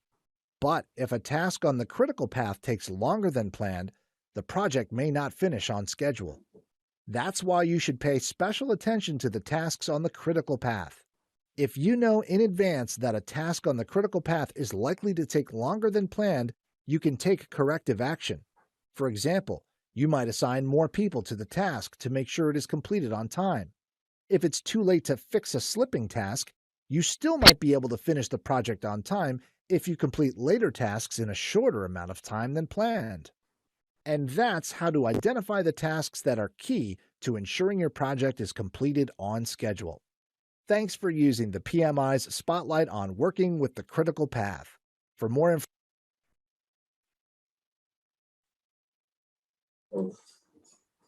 সবাই দেখেছে ভিডিওটা? কোনো প্রশ্ন আছে ভিডিওটা নিয়ে? কারণ এখানে খুব সুন্দরভাবে বলা আছে ক্রিটিক্যাল পাথ কিভাবে বের করতে হবে, ফ্লোট নিয়েও বলা ছিল। সো আমরা দেখেন ফ্লোট নিয়ে একটা আলোচনা করি। আসলে প্রজেক্টের ফ্লোট, হ্যাঁ, 4 ধরনের ফ্লোট আছে। এখন এখানে আসলে 2 ধরনের ফ্লোট নিয়ে কথা বলা হয়েছে। একটাকে বলা হয় টোটাল ফ্লোট। এই ফ্লোট শব্দটা একটা শব্দ আছে, সেটা হচ্ছে স্ল্যাক। ফ্লোট কিংবা স্ল্যাক বলা হয়, একটা বলা হয় ফ্রি ফ্লোট, আর আরেকটা আছে প্রজেক্ট ফ্লোট, আরেকটা হচ্ছে নেগেটিভ ফ্লোট। ফ্লোট আসলে 4 ধরনের, এটা আমাদের স্টুডেন্ট ম্যানুয়ালে শুধু 2 ধরনের বলা আছে, উপরের 2টা, আর বাকি 2টা বলা আছে পিএম ব্লকে। আমার মনে হয় উপরে 2টাই যথেষ্ট, আর বাকি 2টা আসলে দরকার নেই, তারপর আমি বলবো আর কি আজকে। সো ফ্লোট মানে হচ্ছে আমরা প্রজেক্ট ডেডলাইন ক্রিটিক্যাল পাথের উপর ডিপেন্ড করে, তাই না? তার মানে এর আগে আমরা দেখলাম 16 উইকস, তার মানে যে পার্টটা ক্রিটিক্যাল পাথ নিচেরটা ছিল ক্রিটিক্যাল পাথ, সেখানে কিন্তু কোনো আমরা একদিনও ডিলে করতে পারবো, কিন্তু উপরের যে পার্টটা ছিল সেখানে কিন্তু আমরা পুরো পাথের মধ্যে 2টা টাস্ক ছিল, তাই না? 4টা টাস্ক ছিল আসলে, একটা শুরুতে ছিল একটা শেষে ছিল, এই 2টা আবার পড়েছে ক্রিটিক্যাল পাথে। এই 2টাতে কোনো ফ্লোট নেওয়া যাবে না। ফ্লোট মানে হচ্ছে যে আমি এই 2টা কাজে যদি 2 সপ্তাহ আমরা পেয়েছিলাম 16 উইকস হচ্ছে আমাদের ক্রিটিক্যাল পাথ, আর এই পাথের লেন্থ ছিল 14 উইকস, তার বাদ দিলে কত হয় 2 উইকস। এই 2 উইকস হচ্ছে এই পাথের এই 2টা টাস্কের জন্য টোটাল ফ্লোট। তার মানে 2 সপ্তাহ যদি আমরা ডিলে করি তাও প্রজেক্টের ডেডলাইনে কোনো ইম্প্যাক্ট করবে না, সেটাকে বলা হয় টোটাল ফ্লোট। হ্যাঁ, কেন টোটাল বলা হয়? কারণ পুরো পাথের মধ্যে ফ্লোটটা আছে, এবং এটা আপনি একটাতে যদি কনজিউম করেন, যদি এই কাজে 2 সপ্তাহ কনজিউম করেন, তাহলে এই সপ্তাহে কোনো কনজিউম করতে পারবেন না, বা আপনি এখানে 1 সপ্তাহ এখানে 1 সপ্তাহ নিতে পারবেন, টোটালি আপনি ইচ্ছা মতো এটাকে ইউজ করতে পারেন ফ্লোটটা। আচ্ছা, সরি, এরপর আসি একটু ফ্রি ফ্লোটে, যে ফ্রি ফ্লোটের ডেফিনেশনটা কি আসলে। ফ্রি ফ্লোটের সিম্পল ডেফিনেশনটা হচ্ছে এইটা, যে আমাদের ধরেন আমরা দেখলাম এটা হচ্ছে পুরো নেটওয়ার্ক পাতে টোটাল ফ্লোটটা, যদি এরকম 2টা কাজ থাকে, একটা হচ্ছে এ আর একটা হচ্ছে বি টাস্ক, ঠিক আছে, এবং এটা এসে কানেক্ট হচ্ছে একটা কাজের সাথে, কাজটা হচ্ছে সি। এখন এটা করতে যদি 5 দিন লাগে আর এটা করতে যদি 3 দিন লাগে, তাহলে আমরা সি কাজটা কবে শুরু করতে পারবো? সি কাজটা 5 দিন পর। 5 দিন পর শুরু করতে পারবো। দ্যাট মিনস এই যে বি কাজটা, তার কিন্তু আসলে 2 দিন একটা ফ্লোট আছে, তাই না? সে যদি 2 দিনও ডিলে করে, আমি যদি 2 দিন পরে কাজটা শুরু করি, তাও কিন্তু এই কাজে কোনো সমস্যা হচ্ছে না, কারণ তার হাতে কিন্তু 2 দিন সময় আছে, যে 2 দিনটা সে ইচ্ছা করলে ডিলে করতে পারে। যেহেতু সি কাজটা শুরু করতে হবে 2টা কাজ শেষ হলে, 2টা কাজ শেষ হলেই শুধু সি শুরু হতে পারবে। বলে যে 2 দিন যে এর কাছে ফ্লোট আছে, এটাকে বলা হয় ফ্রি ফ্লোট। ফ্রি ফ্লোট তার মানে ইমিডিয়েট সাকসেসর কাজে আমার ডিলে করার জন্য যদি কোনো অসুবিধা না হয় আমার ইমিডিয়েট সাকসেসর কাজে, তাহলে যে কয়দিন আমি ডিলে করতে পারবো সেটাকে বলা হচ্ছে আমার ফ্রি ফ্লোট, ঠিক আছে? সেটা হচ্ছে ফ্রি ফ্লোট। আর আরেকটা আমাদের জানা দরকার একটু, সেটা হচ্ছে প্রজেক্ট ফ্লোট। প্রজেক্ট ফ্লোটটা মানে হচ্ছে হ্যাঁ, কাস্টমার আপনাকে বলেছে যে 30 নভেম্বরের মধ্যে আপনাকে ডেলিভারি দিতে হবে, কাস্টমার বলে দিয়েছে, ডেডলাইন দিয়েছে। এখন আপনারা টিম ক্যালকুলেশন করে দেখলেন যে আপনাদের প্রজেক্টটা 15 নভেম্বরের মধ্যে শেষ হয়ে যাবে, 15 নভেম্বরের মধ্যে কাজ শেষ হয়ে যাবে, আর অলরেডি আপনাকে কাস্টমার বলেছে যে 30 তারিখের মধ্যে প্রজেক্ট ডেলিভারি দিলেই হবে। তাহলে কি হচ্ছে, আপনার প্রজেক্টটা যদি আরো 14 দিন ডিলে করেন, কোনো সমস্যা আছে? কোনো সমস্যা নাই। এই যে আপনি 14 দিন ডিলে করতে পারছেন, সেটাকে বলা হয় প্রজেক্ট ফ্লোট। তার মানে পুরো প্রজেক্টটাকেও যদি আপনি ডিলে করেন, তাও কোনো সমস্যা নেই, কারণ কাস্টমার চাইছে 30 তারিখে। সেটাকে বলা হয় প্রজেক্ট ফ্লোট। আর নেগেটিভ ফ্লোট মানেই হচ্ছে ফ্লোট কিন্তু অলওয়েজ পজিটিভ থাকে। এই সবগুলোতে প্রজেক্ট কি পজিটিভ। নেগেটিভ কখন? যখন আসলে কোনো প্রবলেম আছে, নেটওয়ার্ক ডায়াগ্রাম যদি কোনো প্রবলেম থাকে তাহলে ফ্লোট নেগেটিভ আসে। কিরকম, আমি একটা এক্সাম্পল দেই, যে ধরেন কোন একটা কাজ হচ্ছে এ, এবং এই কাজটা শেষ হওয়ার পরে আমরা শুরু করতে পারবো বি কাজটা, ঠিক আছে? এখন ধরেন এটা 1 তারিখে শুরু হবে, 5 তারিখে শেষ হবে, এটা 6 তারিখে শুরু হবে, এটা 8 তারিখে শেষ হবে। এখন দেখা গেল এই কাজটা 6 তারিখ হয়ে গেছে, 7 তারিখ হয়ে গেছে, কিন্তু এই প্রথম কাজটা শুরু হয় নাই। বুঝতে পেরেছি? হ্যাঁ, 7 তারিখ চলে গেছে, কিন্তু এখনো প্রথম কাজটা শুরু হয়নি। আর আমরা এখান থেকে দেখতে পাচ্ছি প্রথম কাজটা শেষ না হলে বি শুরু হতে পারবে না। হ্যাঁ, এখন যদি আপনি ফ্লোট ক্যালকুলেট করেন, দেখবেন যে এখানে নেগেটিভ আসবে। সো সেই নেগেটিভ মানে কি? তার মানে আসলে কিন্তু আমরা কোন একটা গন্ডগোল হয়েছে, কাজ স্টাক হয়ে আছে, কোনো কারণে কাজ শেষ করতে পারছি না, ফলে আমাদেরকে ইমিডিয়েটলি অ্যাকশন নিতে হবে এবং শিডিউলটাকে ঠিক করতে হবে। আদারওয়াইজ এইটার কারণে কিন্তু প্রজেক্টের সবকিছু ডিলে হতে থাকবে। এবং এই কাজটা এখনই নজর দিতে হবে যে এটা কেন এরকম ডিলে হচ্ছে এবং কিভাবে এটাকে টাইম যেতে পার হয়ে গেছে, এখন কিভাবে এটাকে অ্যাডজাস্ট করা যায়, ঠিক করা যায়। সো নেগেটিভ ফ্লোট মানে হচ্ছে শিডিউলের মধ্যে প্রবলেম আছে, ওটা ইমিডিয়েটলি সলভ করতে হবে, সলভ করে শিডিউলটাকে চেঞ্জ করে আপডেট করতে হবে। এই হচ্ছে ভাইয়া, আমাদের ফ্লোট। হ্যাঁ বলেন। এই আমি একটা প্রজেক্টে দেখছি যে ওখানে প্রজেক্টের টোটাল ডিউরেশনটা হচ্ছে 2 ইয়ার্স। তো সেখানে অ্যাক্টিভিটি এবং সিকোয়েন্স গুলো ছিল, বাট ওখানে কিন্তু বেশ কিছু অ্যাক্টিভিটি ক্রিটিক্যাল অ্যাক্টিভিটি হিসেবে মেনশন করা ছিল, ক্রিটিক্যাল পাথ অ্যাক্টিভিটি। ওটা মোটামুটি দেখা যাবে প্রজেক্টটা শুরু থেকে 1 বছর বা 1.5 বছর বা প্রজেক্ট শেষ হওয়ার কাছাকাছি পর্যন্ত চলবে, কন্টিনিউয়াস চলবে। কিন্তু প্রজেক্টের ডিউরেশন তো 2 ইয়ার্স, কিন্তু এই 2 ইয়ার্সটাকে কিন্তু কখনো ক্রিটিক্যাল পাথ হিসাবে ওরা মেনশন করে নাই। তো ওরা বেশ কয়েকটা অ্যাক্টিভিটিকে, যেটা অনেক বেশি সময় লাগবে, ওগুলোকে তারা ক্রিটিক্যাল পাথ অ্যাক্টিভিটি হিসাবে সিকোয়েন্সিয়ালি শো করাইছে। তো এক্ষেত্রে ভাই এই জিনিসটা আসলে কিভাবে করছে এরা? কিভাবে বিশেষ করছে মাইক্রোসফট প্রজেক্ট করতেছে তাহলে কিছুতে? তবে হ্যাঁ, এটা কি মাইক্রোসফট প্রজেক্টে করেছে না নিজেরা এমনি এক্সেল বা কিছুতে করেছে? না, এটা ওই যে P6 আছে না ভাইয়া, ওই যে হ্যাঁ, শিডিউল করার জন্য সফটওয়্যার। হ্যাঁ প্রিমাভেরা। আচ্ছা হ্যাঁ, ওগুলোতে করছে আর কি। তো এই অ্যাক্টিভিটি গুলো আসলে, তো একটা প্রজেক্টে এতগুলো অ্যাক্টিভিটি, ক্রিটিক্যাল পাথ অ্যাক্টিভিটি কেমন করে আসলো? কেমন করে আসলো? হ্যাঁ, কারণ মানে আমি যেটা জানতে বললাম যে একটা প্রজেক্টে ক্রিটিক্যাল পাথ একটাই থাকবে, যা লংগেস্ট যে ওয়েটা বা ডিউরেশনটা, কিন্তু এখানে তো অ্যাক্টিভিটি তো বেশ কয়েকটা শো করাইছে। আমরা তো একটু আগে আলোচনা করলাম যে একটা থাকবে না, একাধিক থাকতে পারে। একাধিক থাকতে পারে, কিন্তু মানে সবচেয়ে বেশি সময়টুকু না। হ্যাঁ হ্যাঁ, সবচেয়ে লম্বা সময়টা। হ্যাঁ, কিন্তু ওখানে তো মানে এই কনস্ট্যান্ট সময় তো ছিল না, কিছু কোনটা আছে একটু বেশি সময় নিছে, কোনটা একটু কম সময় নিছে। এই জিনিসগুলো আসলে কিভাবে করছে তাহলে? আপনি শিডিউলিং এর প্রশ্ন করতেছেন। শিডিউলিং এ তো আসলে আপনি মানে যেভাবে প্ল্যান করবেন সেভাবে এটা তো কাজ করবে, এটা আপনার প্ল্যানে ইয়েস করতেছে। এক নম্বর কথা, আপনি বললেন যে 2 বছরের প্রজেক্ট, তারা আগেই দেখিয়েছে যে প্রজেক্ট শেষ হয়ে যাচ্ছে, তাই তো? না, তার আগে শেষ হয়ে যাচ্ছে না, কিছু অ্যাক্টিভিটিকে ওরা ক্রিটিক্যাল অ্যাক্টিভিটি হিসেবে শো করাইছে, ক্রিটিক্যাল পাথ অ্যাক্টিভিটি হিসেবে শো করাইছে। এটা শো করবে কেন? ওটা তো আসলে আপনার অটোমেটিকলি ক্রিটিক্যাল পাথ তৈরি হয়ে যায়। আপনি যখন নেটওয়ার্কটা বানাবেন অটোমেটিকলি প্রিমাভেরা বলে দিবে যে কোনটা আপনার ক্রিটিক্যাল পাথ। এবং ক্রিটিক্যাল পাথে আরেকটা কথা আমরা মনে রাখি, আমরা যখন বলতেছি ক্রিটিক্যাল পাথের টাস্কগুলোকে কি বলে? Critical task. তার মানে এটা না কিন্তু এই টাস্কগুলো হচ্ছে কমপ্লেক্স কিংবা ক্রিটিক্যাল। এর মানে হচ্ছে এটা ক্রিটিক্যাল এই জন্য কারণ এই পাথে একদিন দিলে হলে আমার প্রজেক্টের মানে ডেডলাইনে ইম্প্যাক্ট হবে। দ্যাটস ওয়াই আসলে এটা ক্রিটিক্যাল। কেউ যদি ইচ্ছা করে ওটা বানায় তাহলে সে তারা আসলে ম্যানিপুলেট করে বানাইছে, এটা তো বানানো যেতে পারে। প্রজেক্টের সফটওয়্যার তো আপনি যেভাবে ইচ্ছে বানাতে পারেন, কোনো সমস্যা নেই। আচ্ছা আচ্ছা, হ্যাঁ, এটা আপনি ইচ্ছা মতো বানাতে পারেন, সেটা কোনো ব্যাপার না। আপনি ডিক্লেয়ার করতে পারেন যে এটা ক্রিটিক্যাল পাথ, সেটা সফটওয়্যার করা সম্ভব আর। ঠিক আছে, তাহলে আপনার সিনিয়র তো স্পেশাল কেস আসলে।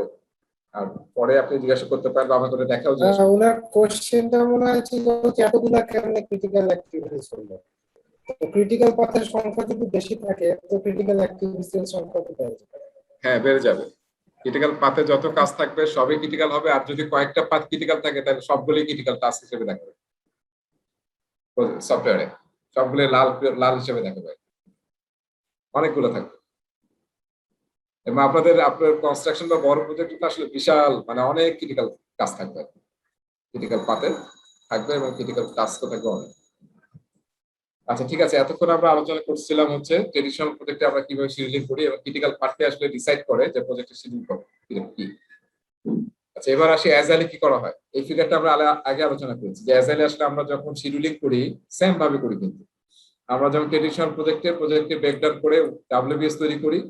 ডাব্লিউবিএস এর সব লোয়েস্ট লেভেল হচ্ছে ওয়ার্ক প্যাকেজ, আর ওয়ার্ক প্যাকেজের সবচেয়ে লোয়েস্ট লেভেল হচ্ছে টাস্ক, রাইট? এবং টাস্কগুলোর ডিউরেশন কিন্তু ক্যালকুলেট করেই আমরা ক্রিটিক্যাল পাথ বের করে শিডিউলিং করলাম। আর অ্যাজাইলে কি করা হয়? অ্যাজাইলে সবার উপরে থাকে প্রোডাক্ট ভিশন, সেটার নিচে থাকে হচ্ছে রোড ম্যাপ, আর এক একটা রোড ম্যাপের মধ্যে থাকে রিলিজ। 3-4টা রিলিজ মিলে একটা রোড ম্যাপ তৈরি হয়। এবং একটা রিলিজকে আবার ব্রেকডাউন করে এখানে দেখানো হয়েছে যে একটা রিলিজকে দেওয়ার জন্য অনেকগুলো ইটারেশন লাগে, আর একটা ইটারেশনের মধ্যে থাকে হচ্ছে ডিফারেন্ট ফিচার্স, যেটা আমরা প্রোডাক্ট ব্যাকলগ থেকে নিয়ে এসে ইটারেশন ব্যাকলগে রাখি।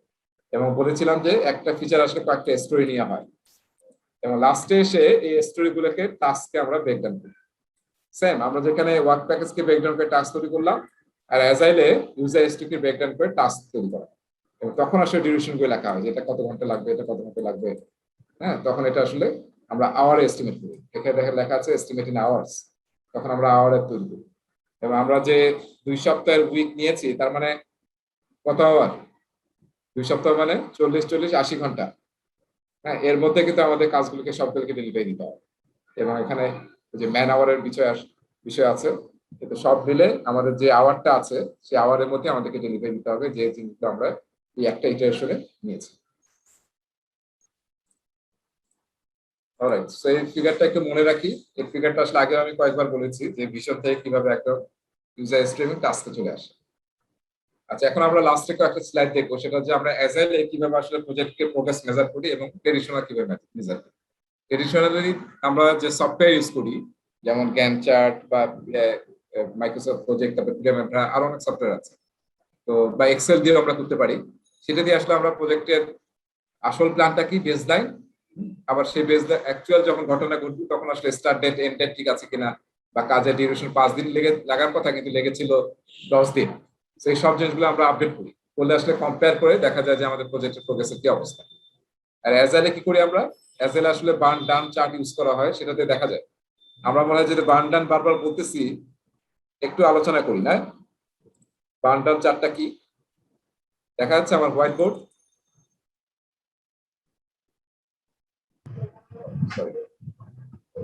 আচ্ছা, এটা বাঁকা। হ্যাঁ, যেটা দেখেন, ধরেন আমরা একটা প্রজেক্টকে চিন্তা করেছি 5 দিনে কাজ করব আমরা, আমাদের ইটারেশন সাইজ হচ্ছে 5 ডেজ, ঠিক আছে? তাহলে 5 দিন রাখলাম আমি, 0 থেকে 5 ডেজ, 0 থেকে 5 ডেজ। এখন আমরা এই ইটারেশনে 5 দিন ইটারেশনে প্ল্যান করেছি যে 20টা স্টোরি ডেলিভারি দেব। তাহলে এখানে আসেন, এটা হচ্ছে 5, এটা হচ্ছে 10, 15, 20, হ্যাঁ, তারপর ধরেন 25। তাহলে আমরা কয়টা স্টোরি ডেলিভারি দেবো? 20টা। এটা হচ্ছে স্টোরি পয়েন্টস, এদিকে হচ্ছে স্টোরি পয়েন্টস, আমি এসপি লিখলাম, আর এদিকে হচ্ছে ডেজ ডিউরেশন। আমি অ্যাজাইলে কিভাবে মানে প্রোগ্রেস মেজার করা হয় বার্ন ডাউন চার্ট দিয়ে সেটা দেখাচ্ছি।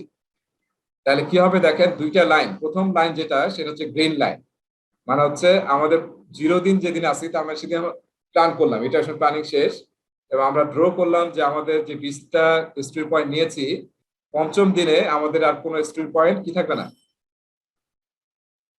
যেটাকে বলে burn down, ideal burn down chart. তার মানে 20 দিন, 0 দিনে 20টা স্টোরি নিয়েছি, এবং একদম লাস্ট ডে থেকে 0 হয়ে যাবে, আর কোনো রিমেইনিং কাজ থাকবে না, ঠিক আছে? এটা হচ্ছে আইডিয়াল কেস। এখন আপনি প্রথম দিন আসলেন, হ্যাঁ, প্রথম দিন প্ল্যানিং শেষ হয়ে গেল, পরের দিন ডেইলি স্ক্যামে এসে দেখবে যে আসলে কয়েকটা কাজ হয়েছে, দেখা গেলো একটা কাজও হয় নাই। তার মানে আপনি এখানে কি আছেন, পয়েন্টটা এখানে হবে, মানে একটা স্টোরি পয়েন্ট এখন আপনার টিম ডেলিভারি দিতে পারে নাই, তাহলে আমরা এটা দিয়ে যোগ করবো এইভাবে। আমি একটু অন্য লাইন দিই, তাহলে আপনি বুঝতে পারবেন। এটা হচ্ছে এখানে আসলো, সেকেন্ড ডে তো আপনি কোনো কাজ করতে পারেন নাই, ফর এক্সাম্পল কোনো স্টোরি পয়েন্ট ডেলিভারি হয় নাই, তাহলে কি হবে? আপনি এখন এখানেই আছেন, 20-এ আছেন, বুঝতে পেরেছি? থার্ড ডে তে এসে দেখা গেল যে আপনি আসলে 10টা স্টোরি ডেলিভারি দিয়েছেন, তার মানে আর কয়টা বাকি আছে? কয়টা বাকি আছে? 10টা। হ্যাঁ, আর 10টা বাকি আছে। তাহলে আপনি কোথায় আছেন, পয়েন্টটা কোথায় হবে, যে আপনার থার্ড ডে এবং 10 হচ্ছে এই জায়গাটাতে। তাহলে আপনি এখন ড্রোটার লাইন এখানে ড্র করেন। তার মানে আমি যদিও প্রথম 2 দিন ভালো করতে পারেন নাই, পরে কিন্তু আপনি আপনারা আইডিয়াল নিচে আসা মানে কি, নিচে আসা মানে কিন্তু ভালো, উপরে থাকা মানে খারাপ। এখন আমি আর পরে হয়তো আরেকদিন এসে আমরা এরকম জায়গায় আসলাম, হ্যাঁ, তারপরে লাস্টে গিয়ে আমরা কাজটা শেষ করে দিলাম, তাহলে কিন্তু ঠিক আছে। আর যদি এরকম হতো যে পরের দিন আমরা ডেলিভারি দিতে পারি নাই, হ্যাঁ, তারপর থার্ড ডেটে গিয়েও দেখলাম যে ডেলিভারি দিতে পারি নাই, তাহলে কি হবে বলেন? তার মানে কি এই ইটারেশনে কয়টা স্টোরি ডেলিভারি দিতে পারলাম না?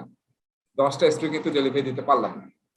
এবং এটা যদি আমরা এইভাবে যাই, তাহলে কি হবে, এটা কিন্তু সময় আরো হয়তো 2 দিন লাগতো বেশি, ঠিক আছে? সো এরকম বার্ন ডাউন চার্ট দিয়ে কিন্তু আমরা প্রতিদিন যিনি আসলে স্ক্রাম মাস্টার থাকেন, ডেইলি স্ক্রামের পরে তার কাজ হচ্ছে বার্ন ডাউন চার্টটাকে, ওই যে আমাদের যে টিম বলতেছে যে আমরা 10 স্ট্রিট পয়েন্ট ডেলিভারি দিয়েছি, তাহলে ওটাকে বিয়ে করে এখানে ড্র করে দেখা হয় যে আমার কন্ট্রোলের মধ্যে আছে নাকি কন্ট্রোলের বাইরে আছে। যেমন এই ক্ষেত্রে কি দেখলাম, আমরা ইনিশিয়ালি 2 দিন কিন্তু আমরা কিছু ডেলিভারি দিতে পারিনি, ফলে আমরা কিন্তু একটা খারাপ পজিশনে ছিলাম। পরে আবার থার্ড ডেতে গিয়ে আমরা একদম কন্ট্রোলের মধ্যে চলে আসছি, কিন্তু আবার 2 দিন কিন্তু আমরা ডেলিভারি দিতে পারিনি। এবং আসলে কি কাজটা দেখা গেল যে 10টা কাজ কিন্তু বাকি থেকে গেল। সো আমরা কিন্তু গ্রাফিক্যালি দেখে মানে ইমিডিয়েট অ্যাকশন নিতে পারি যে কিভাবে এটাকে কন্ট্রোলের মধ্যে নিয়ে আসা যায়, এর মধ্যে যাতে আমরা 20টা দিতে পারি। আর এটা হতে পারে যে আমরা দিতে পারলাম না, পরের দিন হয়তো আমরা এইখানে এসে শেষ করলাম, এইখানে ফর এক্সাম্পল, তার মানে আমরা 15টা ডেলিভারি দিতে পারছি আর 5টা পারিনি, দ্যাট ইজ ওকে।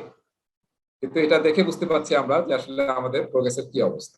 অ্যাজাইলে কিন্তু সবচেয়ে বেশি ইউজ হয় এই বার্ন ডাউন চার্ট, একটা চার্ট ইউজ করে, সেটার নাম হচ্ছে বার্ন ডাউন চার্ট।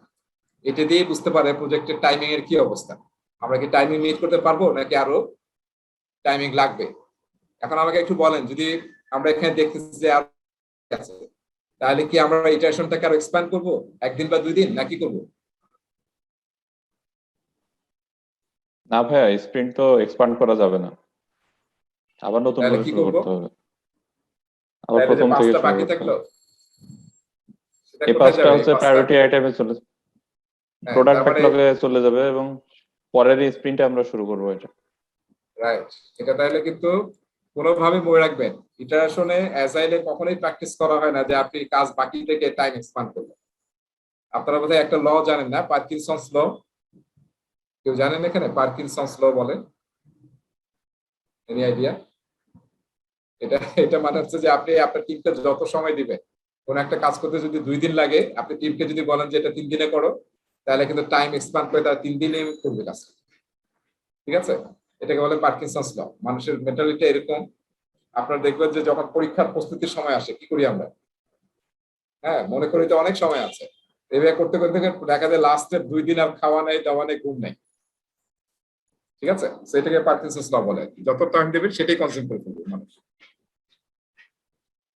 সো এই জন্য কোনো এক্সপ্যান্ড করা যাবে না, আপনার এটা আবার ব্যাকলগে চলে আসবে টপে, নেক্সট ইটারেশনে ইউ উইল अगेन স্টার্ট। তার মানে পরের ইটারেশনে হয়তো আপনি 20টা নেবেন না, এখন ওই 5টা নেবেন, আর যেহেতু আপনার টিমের পারফরমেন্স খারাপ, হয়তো আর 10টা নেবেন। আমাদের টার্গেট হবে যাতে আসলে ডেলিভারি দিতে পারি, এরকম যাতে না প্রতি ইটারেশনে খালি কাজ আবার ব্যাকলগে ফেরত পাচ্ছি। সো আমি এটা একটু সেভ করে রাখলাম, এটা নিয়ে আমরা পরের সামনে কথা বলবো। কারো কোশ্চেন আছে বার্ন ডাউন চার্ট নিয়ে?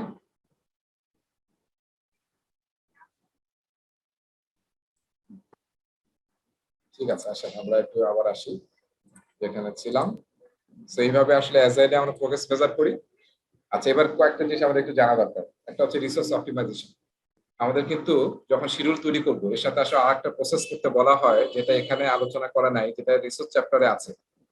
সেটার নাম হচ্ছে, আমি একটু লিখে রাখি, আপনারা একটু দেখবেন, সেটা হচ্ছে এস্টিমেট অ্যাক্টিভিটি রিসোর্স। এটা আমরা পরের চ্যাপ্টারে দেখব। তার মানে প্রতিটি অ্যাক্টিভিটি করতে কি কি রিসোর্স থাকবে। আমি বলেছিলাম আগে ওয়ার্ক প্যাকেজ আলোচনার সময় বলেছিলাম, একটা টাস্ক করতে বা ওয়ার্ক প্যাকেজ করতে কি কি টাইপের রিসোর্স থাকবে এবং কি পরিমাণ রিসোর্স থাকবে, সেটার উপরে কিন্তু অনেক সময় শিডিউলিং ডিপেন্ড করে। রিসোর্সের উপরে কিন্তু শিডিউলিং ডিপেন্ড করে। যেমন কোন একটা যদি ক্রিটিক্যাল রিসোর্স হয়, যাকে আপনার প্রজেক্টে লাগবেই কোন একটা টাস্কে, এখন সে যদি অন্য প্রজেক্টে ইনভলভ থাকে ওই সময়, বা সে ছুটিতে আছে, তাহলে কি হবে, আপনার কিন্তু নর্মাল শিডিউল ফলো করলে হবে না, যে তাকে লাগবেই, তার মানে সে যখন অ্যাভেলেবল হবে সেই অনুযায়ী কিন্তু আপনার শিডিউলটাকে চেঞ্জ করতে হবে। ঠিক আছে? সেই জিনিসগুলোকে বলা হয় রিসোর্স অপটিমাইজেশন। আর আরেকটা বিষয় আছে অপটিমাইজেশনের মধ্যে, সেটা হচ্ছে যে ধরেন স্পেশালি কনস্ট্রাকশনে একটু চিন্তা করেন।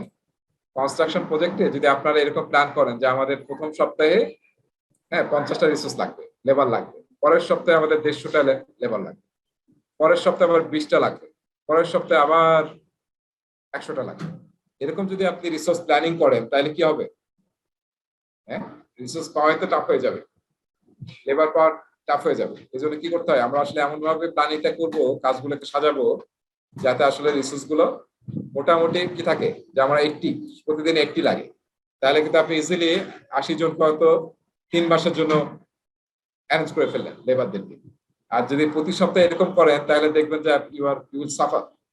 সো এটা কিন্তু একটা রিসোর্স অপটিমাইজেশনের ব্যাপার। সো এই জন্য আসলে বিভিন্ন সময় রিসোর্স অপটিমাইজ করতে হয়, এবং সেটার জন্য দুইটা টেকনিক আছে। একটাকে বলা হয় স্মুথিং, একটা হচ্ছে লেভেলিং। স্মুথিং মানে হচ্ছে আপনার কাজের টাইম বাড়ানো যাবে না, ফ্রি ফ্লোট, তারপর আমরা বললাম টোটাল ফ্লোট, তারপরে রিসোর্সকে মোটিভেট করে আমরা কাজগুলোকে টাইমের মধ্যে শেষ করার চেষ্টা করব, এটাকে বলা হয় স্মুথিং, রিসোর্স স্মুথিং। আর লেভেলিং মানে হচ্ছে, লেভেলিংটা মেইনলি ইউজ করা হয় যখন ক্রিটিক্যাল রিসোর্স ইউজ করা হয়, যাকে আসলে সে হয়তো ওভার অ্যালোকেটেড, কিংবা সে ছুটিতে আছে, কিংবা সে অন্য প্রজেক্টে ইনভলভ, তখন তাকে যেটা আমার লাগবেই তাকে কানেক্ট করার জন্য আমরা অনেক সময় লেভেলিং করি। প্রিমাভেরা এবং মাইক্রোসফট প্রজেক্ট দুইটাতে লেভেলিং এর অপশন আছে। লেভেলিং করলে যে জিনিসটা ঘটে, ক্রিটিক্যাল পাথ অনেক সময় চেঞ্জ হয়ে যায়, কারণ ওই কাজটা যদি ওই ক্রিটিক্যাল রিসোর্সের উপর ডিপেন্ড করে এবং সেটা ক্রিটিক্যাল পাতে হয়, তাহলে দেখা যাবে ওটা চেঞ্জ হওয়ার কারণে ক্রিটিক্যাল পাথ এক্সপান্ড হয়ে গেছে, তার মানে প্রজেক্টের টাইমও বেড়ে গেছে। ঠিক আছে, তো দেখা যায় লেভেলিং এ ক্রিটিক্যাল পাথ বেড়ে যায়, আর স্মুথিং এ আসলে আমরা ক্রিটিক্যাল পাথ কোনোভাবেই বাড়াবো না, আমরা আসলে ফ্রি ফ্লোট, টোটাল ফ্লোটের মধ্যে কাজগুলোকে চেঞ্জ করে বা সিকোয়েন্স চেঞ্জ করে, যেগুলো আমরা ডিসকাশনে বলছিলাম, এভাবে করে আসলে আমরা কাজটা স্মুথিং এর মধ্যে করবো। সো এখানে যেটা প্রবলেম হয়, যে দুইটা কিন্তু স্লাইড আছে দেখবেন, স্মুথিং করতে যে প্রবলেমটা হয় যে সব রিসোর্স তো অপটিমাইজ করা যাবে না। ঠিক আছে, টাইমের মধ্যে যদি করতে চান দেখা যাবে অনেক রিসোর্স ওভার অ্যালোকেটেড হয়ে যাবে বা ওভার টাইম করাতে হবে। আর লেভেলিং করলে কি হয়, এই যে লাস্টের কথাটা ইম্পর্টেন্ট, যে can change the critical path. ঠিক আছে, এবং এটা মেইনলি ঘটে যেখানে শেয়ার রিসোর্স ইউজ করছি আমরা, ক্রিটিক্যাল রিসোর্স ইউজ করতেছি এবং রিসোর্সটা অলরেডি ওভার অ্যালোকেটেড হয়ে গেছে, সেসব জায়গায় আমরা লেভেলিং করলে ক্রিটিক্যাল পার্টটা এক্সপান্ড হয়ে যায়। আচ্ছা, এরপরে আসেন, ওই যে আমি প্রথমে বলেছিলাম যে আমাদের অনেক কারণে ম্যানেজমেন্ট বলতে পারে যে ক্রিটিক্যাল আমার শিডিউলটাকে কম্প্রেস করতে হবে, স্কুইজ করতে হবে, কমাতে হবে। তাহলে কিভাবে আমরা শিডিউলটাকে কমাবো? এর জন্য কিন্তু আমি বলেছিলাম যে যে সমস্ত কাজ ডিসক্রিশনারি, সেই কাজগুলোকে আমাদের ফাইন্ড আউট করে সেই কাজগুলোকে আমাদের কম্প্রেস করতে হবে। ম্যান্ডেটরি কাজগুলোকে কম্প্রেস করা একটু টাফ, কারণ ওটা আসলে একটার পর আরেকটা করতে হবে এবং আপনি আসলে প্যারালালি করতে পারবেন। সো কম্প্রেশনের দুইটা টেকনিক আছে, একটাকে বলা হয় ক্রাশিং, আর আরেকটাকে বলা হয় ফাস্ট ট্র্যাকিং। ডাচ বাংলা ব্যাংকের ফাস্ট ট্র্যাকিং দেখেছেন না? ফাস্ট ট্র্যাকিং বলা হয়।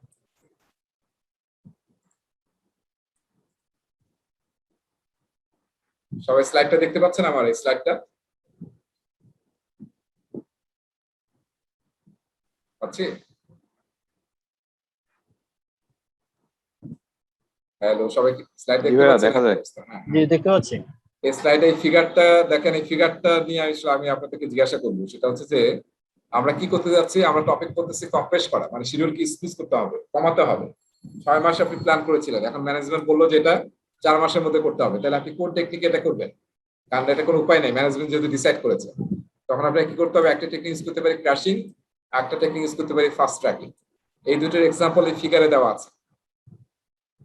ঠিক আছে, একটু ফিগারটা সবাই একটু খেয়াল করেন, সবাই ফিগারটা একটু খেয়াল করে যে ফাস্ট ট্র্যাকিং কিভাবে করা হয়েছে। এটা হচ্ছে নরমাল, যেখানে কাজটা করতে 15 দিন সময় লাগছে। ফাস্ট ট্র্যাকিং আমরা টাইম কম্প্রেস করতে যাচ্ছি, এটা করতে দেখেন 11 দিন সময় লাগছে। আর ক্রাশিং টেকনিক ইউজ করে 10 দিনে শেষ হয়ে যাচ্ছে।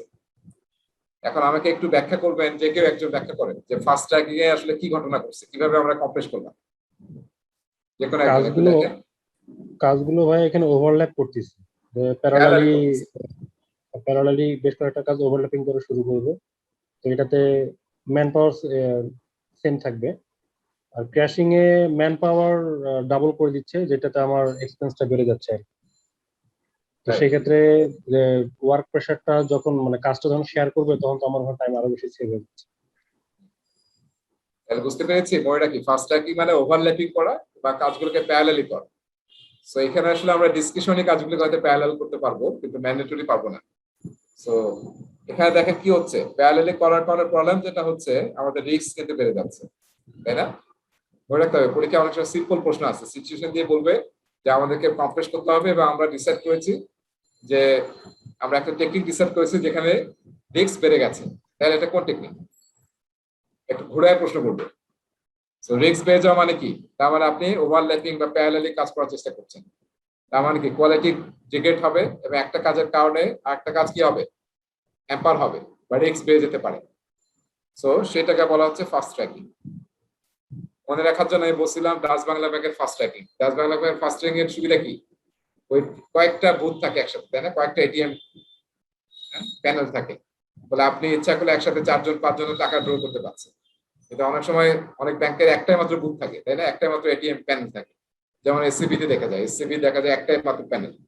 গুলশানে যারা ইউজ করেন দেখা যায় যে অ্যালবার্টাসের সাথে দেখা যায় যে লাইন রাস্তায় চলে গেছে। সো যেহেতু প্যারালালি করা হচ্ছে না, সিকোয়েন্সিয়ালি করছি আমরা। আর ক্রাশিং এ কি করছি? আমরা রিসোর্স বাড়াচ্ছি। রিসোর্স বাড়ানো মানে কি? কস্ট বাড়ানো। ঠিক আছে? সো এই দুইটা ওয়েতে আসলে আমরা শিডিউলকে কম্প্রেস করতে পারি। এখন ম্যানেজমেন্ট যদি আসলে আপনার শিডিউল কনসার্ন হয় যে আমার শিডিউলকে কমাইতেই হবে, শিডিউল মিট করতেই হবে, তাহলে তো ম্যানেজমেন্ট এই যে রিসোর্স বাড়ে টাকা বাড়বে সেটা আসলে অ্যাকসেপ্ট করবে। আবার অনেক ম্যানেজমেন্ট হয়তো অ্যাকসেপ্ট করবে না, বলবে যে ইয়া করো, ফাস্ট ট্র্যাকিং করো, টাকা নাই, বাজেট নাই, টাইম একটু কম কমুক, কিন্তু টাকা সেন্সিটিভ আমি। ঠিক আছে? Alright, so last slide, coordinate with other projects.